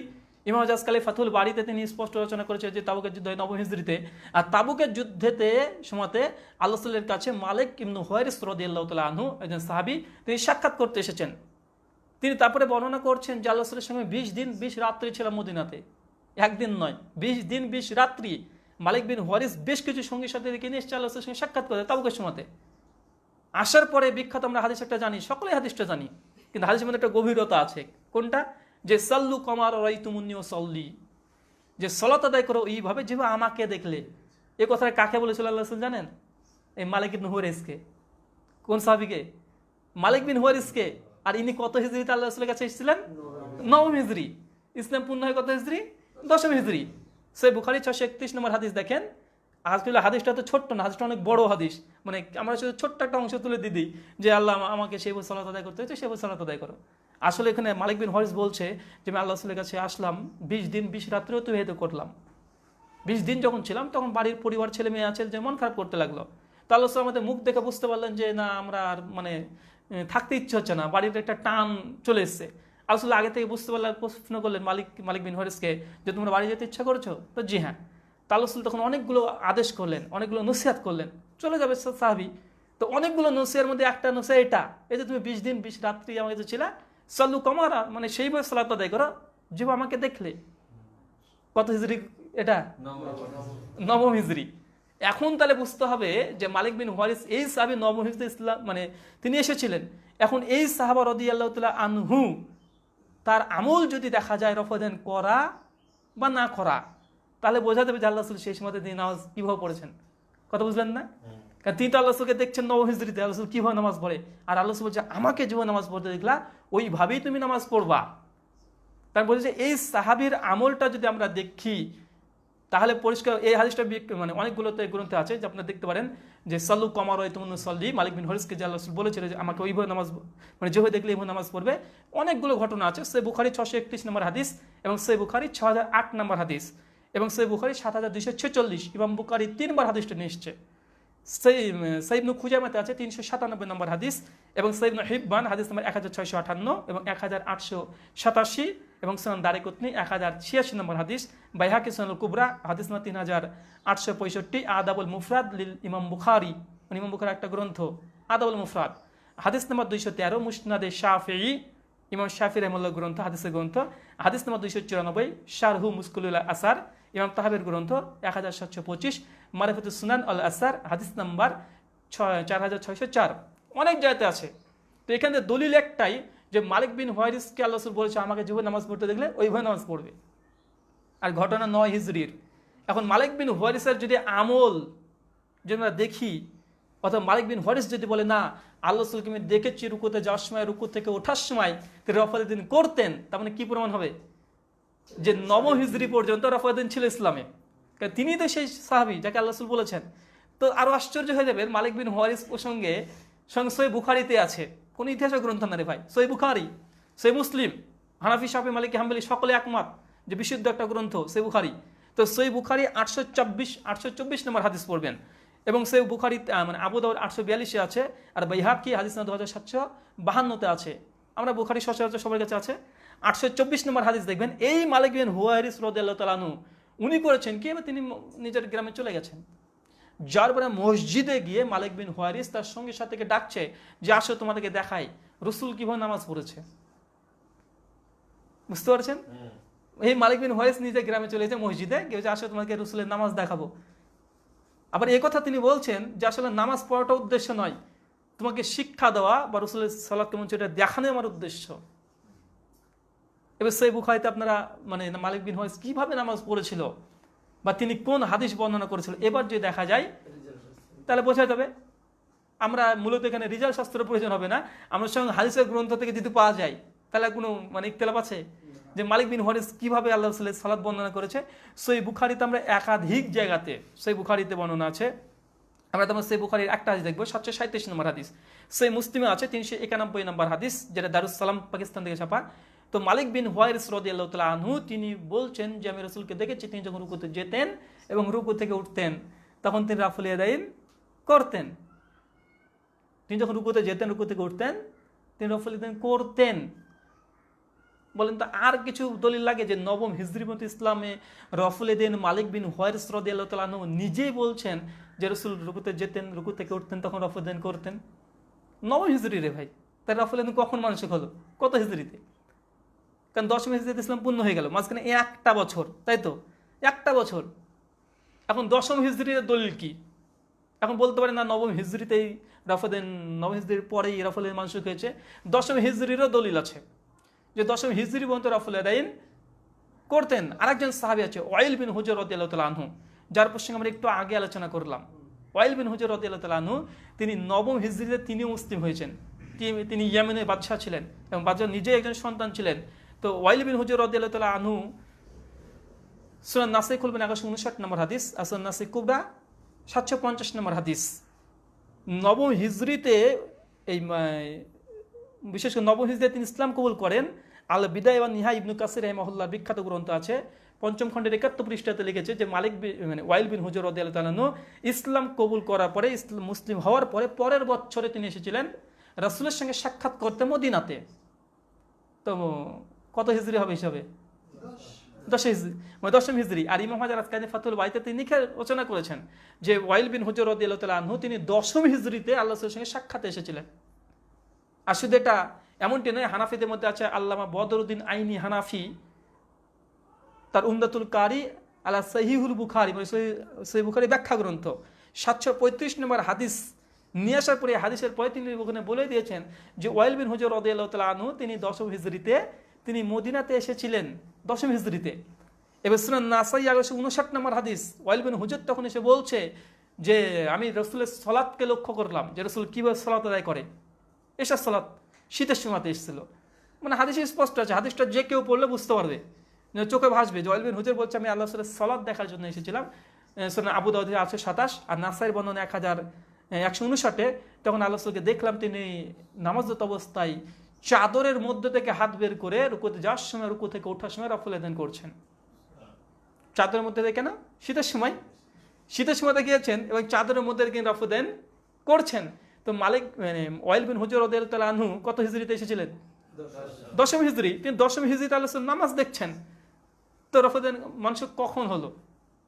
এটা স্বাভাবিক একটা প্রশ্ন, রাফুল আদান মানসুক কখন হলো? ওয়াইল বিন হুজর রাদিয়াল্লাহু তাআলা আনহু এই হাদিসকে কেউ যায়িফ বলেনি, কোন হানাফিরা বলেনি যে হাদিসটা যায়িফ, কেউ দাবি করেন হাদিসটা যায়িফ। প্রত্যেকটা মুহাদ্দিস বলেছে এই হাদিস নিঃসন্দেহে এটা মানে সহিহ হাদিস। তো স্পষ্ট প্রমাণিত এখানে আবারও ওয়াইল বিন হুজর থেকে যে 10ম হিজরি পর্যন্ত রাফুল আদান ইসলামে ছিল। আরও অনেকজন আছে, মানে একই হাদিস থেকে বারবার বিভিন্ন রকমের ইস্তেদালাল, বিভিন্ন রকমের গবেষণামূলক মানে পয়েন্ট বের করা সম্ভব। আরেকটা পয়েন্ট যে ইবনু ওমরের কথা বললাম, যেটা ইবনু ওমরের কথা যে সহিহ বুখারী 735 নম্বর প্রথম হাদিসই ইবনু ওমর রাদিয়াল্লাহু তাআলা আনহু যে তিনি বলছেন আল্লাহ রুকুতে যাওয়ার সময়, রুকু থেকে ওঠার সময় রাফুল আদান করতেন। এখন রাসূল সাল্লাল্লাহু আলাইহি ওয়াসাল্লামের শেষ নামাজ কোনটা ছিল? এশার নামাজ ছিল। সহিহ বুখারী খুলবেন 116 নম্বর হাদিস।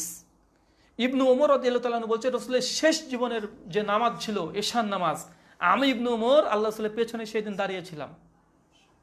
কে ছিল? ইবনু ওমর রাদিয়াল্লাহু তাআলা আনহু। এখন আল্লাহ রাসূল শেষ নামাজ যে কি ছিল কে বলতে পারবে? উনি বলতে পারেন, যেহেতু আল্লাহ রাসূলের সঙ্গে সাক্ষাতে ছিলেন। সহিহ বুখারী উল্টিয়ে দেখেন যে ইবনু ওমর নিজে হাদিস বর্ণনা করছেন যে আল্লাহ রাসূল যখন রুকুতে যেতেন, রুকু থেকে উঠতেন, তখন রাফুল আদান করতেন। তো আর কোন দলিল লাগবে? ইবনু ওমর নিজে বলছে যে আমি মৃত্যু মানে ঈশার নামাজ যে রাত্রিবাতে আল্লাহ রাসূলের সঙ্গে পড়েছিলাম, আবু বকর রাদিয়াল্লাহু তাআলা আনহুকে আল্লাহ রাসূল বললে তুমি যাও, তুমি সামনে গিয়ে তুমি নামাজে দাঁড়াও। এই ঘটনা সহিহ বুখারীতে স্পষ্ট মজুদ আছে। আরো অনেকগুলো দলিল আছে যে ইবনু ওমর নিজে সহিহ বুখারীর রাবী, আর ইবনু ওমরের এই হাদিসটাই প্রত্যেকটা মুহাদ্দিস নকল করেছে। প্রত্যেকটা হাদিসের গ্রন্থ খুলে দেখবেন, বুখারী, মুসলিম, আবু দাউদ, তিরমিজি, ইবনে মাজাহ, নাসাঈ, প্রত্যেকদিন রাফুল আদান প্রসঙ্গে যখনই দলিল নিয়ে এসেছে তখনই ঠিক এই হাদিসটা নকল করে মানে বোঝানোর চেষ্টা করছে যে না, স্পষ্টভাবে রাফুল আদান প্রসঙ্গে হাদিস দিয়ে দলিল দিয়েছে। কেন? এই যে ইবনু ওমর নিজেই যে আল্লাহ রাসূলের পেছনে দাঁড়িয়ে ছিল রে ভাই, উনি তো বলতে পারেন রাসূল কিভাবে নামাজ পড়েছে। ঠিক একইভাবে অনেকগুলো দলিল আছে যে ওমর বিন খাত্তাব, মানে ওমর নবী সাল্লাল্লাহু আলাইহি ওয়াসাল্লামের সঙ্গে ওমর বিন খাত্তাব রাদিয়াল্লাহু তাআলা আনহু, সেই দিন ওমর বিন খাত্তাবও ছিল। দলিল সে মুসলিম খুলবেন 408 নম্বর হাদিস। ওমর বিন খাত্তাব রাদিয়াল্লাহু তাআলা আনহু বলছে যে আল্লাহ রাসূলের সঙ্গে শেষ নামাজে আমি শরীক ছিলাম। আর নাসবুর রায়া হাফেজ জাইলাই হানাফি রাহিমাহুল্লাহ তিনি বলছেন ওমর বিন খাত্তাব থেকে রাফুল আদান প্রমাণিত। আর কোথায় প্রমাণিত? ওই যে ইমাম বুখারী জুজুল রাফুল আদানের প্রথম হাদিসে দেখালাম যে 4 খলিফার মধ্যে 2 জন খলিফার কথা নকল করেছে ইমাম বুখারী যে ওমর বিন খাত্তাব তিনি রাফুল আদান করতেন। আর সহিহ মুসলিম 408 নম্বর হাদিস, উমর বিন খাত্তাব শেষ যে এশার জামাত, উমর বিন খাত্তাব সেই জামাতে শরিক ছিলেন। তবে বলুন তার কোনো দলিল লাগে? আর অসংখ্য দলিল আছে, আমি আর কয়েকটা শুধুমাত্র মানে দিলে এখানে বুঝতে পারবেন। যে আব্দুল বিন আব্বাস রাদিয়াল্লাহু তাআলা আনহু, বিখ্যাত সাহাবী, আব্দুল্লাহ আব্বাস প্রসঙ্গে সহিহ বুখারী, সহিহ মুসলিম 763 নম্বর হাদিস, আর ইবনু মাজাহ 1363, সুনান আবু দাউদ 1364, নাসাই 1620। আব্দুল ইবনে আব্বাস বলছেন যে রাসূলের সঙ্গে আমি পাশে দাঁড়িয়ে সালাত আদায় করেছিলাম। আর কোন সময় সালাত আদায় করেছিলাম এটা বর্ণনা আছে যে রাসূলের অন্তিম সময়ের সালাতে আমি আব্দুল ইবনে আব্বাস আল্লাহর সঙ্গে সালাত আদায় করেছি। হাদিস সহিহ বুখারী 467 নম্বর হাদিস। মানে একটা হাদিস থেকে কিন্তু একটা হাদিসের ব্যাখ্যা হয়। মানে আমি যে এই ইতিহাসগুলো কিন্তু আমি ইতিহাসের গ্রন্থ থেকে নিতে পারতাম, কিন্তু সহিহ বুখারী মুসলিম থেকে কেন নিচ্ছি? কারণ এটা সম্পর্কে সবাই জানে। আব্দুল ইবনে আব্বাস বলছে 467 নম্বর হাদিস যে রাসূলের যখন অন্তিম সময়, সেই সময় আল্লাহ রাসূলের সঙ্গে আমি আব্দুল ইবনে আব্বাস ছিলাম। আর আব্দুল ইবনে আব্বাস স্পষ্টভাবে রাফদান করতেন। ওই যে আপনি দেখে নেন সুনান তিরমিজিতে 256 নম্বর হাদিস, স্যার ইমাম তিরমিজি নকল করেছে আব্দুল ইবনে আব্বাস রাফদান করতেন। ইমাম বুখারী সহিহ জুজুল রাফদানের প্রথম হাদিসে বলেছেন আব্দুল ইবনে আব্বাস রাফদান করতেন। তো এইভাবে যদি দলিল দিতে যাই অসংখ্য দলিল হবে যে মৃত্যু পর্যন্ত যে আল্লাহ রাসূল মানে রাফদান করতেন। অনেকগুলো দলিল, কমপক্ষে আমরা 8-10টা দলিল দিলাম। যে ওয়াইল বিন হুজুর 10ম হিজরির রাফদানের দলিল, মালিক বিন হুয়াইরিসের 9ম হিজরির দলিল, ইবনু ওমর রাদিয়াল্লাহু তাআলা আনহু তিনি মৃত্যুর সময়তেও তিনি আল্লাহ রাসূলের পেছনে ছিলেন, আব্দুল ইবনে আব্বাস ছিলেন, ওমর বিন খাত্তাব ছিলেন, আবু মুসা আশআরী, মানে এই যে সাহাবীদের নাম বললাম এরা ছিলেন। তো বলুন তো আর কখন মানুষ হয়েছে? এরপরেও যদি কেউ বলে যে রাফদান করবো না, কেন করবেন না? আমরা হানাফি, তাই আমাদের মাযহাবে নাই বা এতদিন ধরে করিনি, তো এটা কি কোনো মুসলিম ব্যক্তি করতে পারে? আর এতগুলো দলিল যখন আপনার মাথাতে আছে, এখন বলুন তো কেউ রাফদান না করে তো তার প্রতি রাগ আসবে কি আসবে না? যে স্পষ্ট আমি দেখতে পাচ্ছি রে ভাই, আসলে মৃত্যুবরণ করেছে, পরবর্তী সাহাবীরা বলছে তো সুন্নাতকে বাদ দিয়ে এটা করতে হবে ওটা করতে হবে। আরে নামাজ যেটা হিসাব প্রথম নেওয়া হবে, সুনান নাসাই 466 নম্বর হাদিস, যে কিয়ামতের মাঠে মানুষের প্রথম হিসাব হবে সালাতের। আর আল্লাহ রাসূল বলছেন যে সাল্লু কামারা, যে সালাত ওইভাবে আদায় করতে হবে। তো জানার পরে কেন করিনি? তো আমাদের মাযহাবে নেই এই জন্য। তো মানুষ মাযহাবের গুরুত্বটা কত দিয়েছে, স্পষ্ট বুখারী মুসলিমের হাদিস। মানে আমরা এতটাই করতে পারি যে যারা মানে শুধু মাযহাবের দোহাই দিয়ে সব রাফদানগুলো করে না। শেখ শাহুল্লাহ মুহাদ্দিস দেহলেভি একজন হানাফি বিদ্বান, তিনি দুঃখ প্রকাশ করে রাফদান প্রসঙ্গে আলোচনা করে, অনেক আলোচনা করার পরে তিনি একটা পর্যায়ে এ লিখছে 155 পৃষ্ঠাতে, যেটা মিশর থেকে ছাপা হুজ্জাতুল্লাহিল বালিগাতে। তিনি বলছেন যারা মাযহাবের দোহাই দিয়ে রাসূলের হাদিসকে অমান্য করে, এইসব ব্যক্তিরা কিয়ামতের মাঠে কি জবাব দিবে? কি জবাব দেবে? শেখ শাহুল্লাহ মুহাদ্দিস দেহলেভি 2য় খণ্ড 10 পৃষ্ঠাতে এই জন্য তিনি লিখছেন যেসব ব্যক্তিরা রাফদান করে আমি তাদেরকে বেশি ভালোবাসি। কেন? কারণ রাফদানের হাদিস অনেকগুলো আছে, হানাফি বিদ্বান অনেকজন আছে এর মধ্যে। আমি শেখ শাহুল্লাহর কথাটা নকল করলাম কেন তার মাকাম অনেক বড়। তিনি ভারতবর্ষে প্রথম বুখারী মুসলিমের দাওয়াত দেয়, তিনি হানাফি বিদ্বান ছিলেন। পরবর্তী সময়তে যখন বুখারী মুসলিম যখন পড়েছে, সবই তার আমলের বিরুদ্ধে, তিনি নিজে প্রথম সূচনা করে যে এই ভারতবর্ষে প্রথম বুখারী দাস দেয়া। তিনি মাথায় করে নিয়ে এসছেন বুখারী মুসলিম, আদু তিরমিজি হাদিসের গ্রন্থ। ছাত্রদেরকে শুধু ফিকার কিতাব পড়ানো হতো, শুধু ফেকা, হানাফি ফেকা পড়ানো হতো, হাদিস চর্চা ছিল না ভারতবর্ষে। তিনি প্রথম নিয়ে আসে। এটা কিছুদিন আগে মৃত্যুবরণ করলো, 1/4 কি 1/10 হিজরিতে মৃত্যুবরণ করেছে, 300 বছর আগে। তো রফল-উদ্দিন মানসুক এটা সম্পূর্ণ মিথ্যা এবং ভিত্তিহীন কথা, সাহাবীদের থেকে প্রমাণিত। বিশেষ করে মালিক বিন হুয়ারিস, ওয়াইল বিন হুজুর 10ম হিজরি পর্যন্ত দলিল, ইবনু ওমরের হাদিস আছে, আরও হাদিস আছে। তাজ্জব হয়ে যাবেন, সুনান তিরমিজিতে আছে 330 নম্বর হাদিস, আর সুনান আবু দাউদের 740 নম্বর হাদিস, সহিহ হাদিস। আবু হুমায়দা সাঈদী একজন সাহাবী রাদিয়াল্লাহু তাআলা আনহু, তিনি 10 জন সাহাবীকে সামনে রেখে তিনি নামাজ দেখিয়েছিলেন। আমি শুধু মানে না পড়লে মানে অন্তর তৃপ্তি হচ্ছে না। এটা হচ্ছে এই দার্সের তিরমিজি থেকে আমি পড়ছি যে আবু হুমায়দা সাঈদী, আর এই যে হাদিসটা আবু হুমায়দা সাঈদী যে বর্ণনা করছে, যে তাবি বর্ণনা করেছে আল্লাহ রাসূলের মৃত্যুর 40 বছর পরে। এই হাদিসটা বর্ণনা করেছে আল্লাহ রাসূলের মৃত্যুর 40 বছর পরে।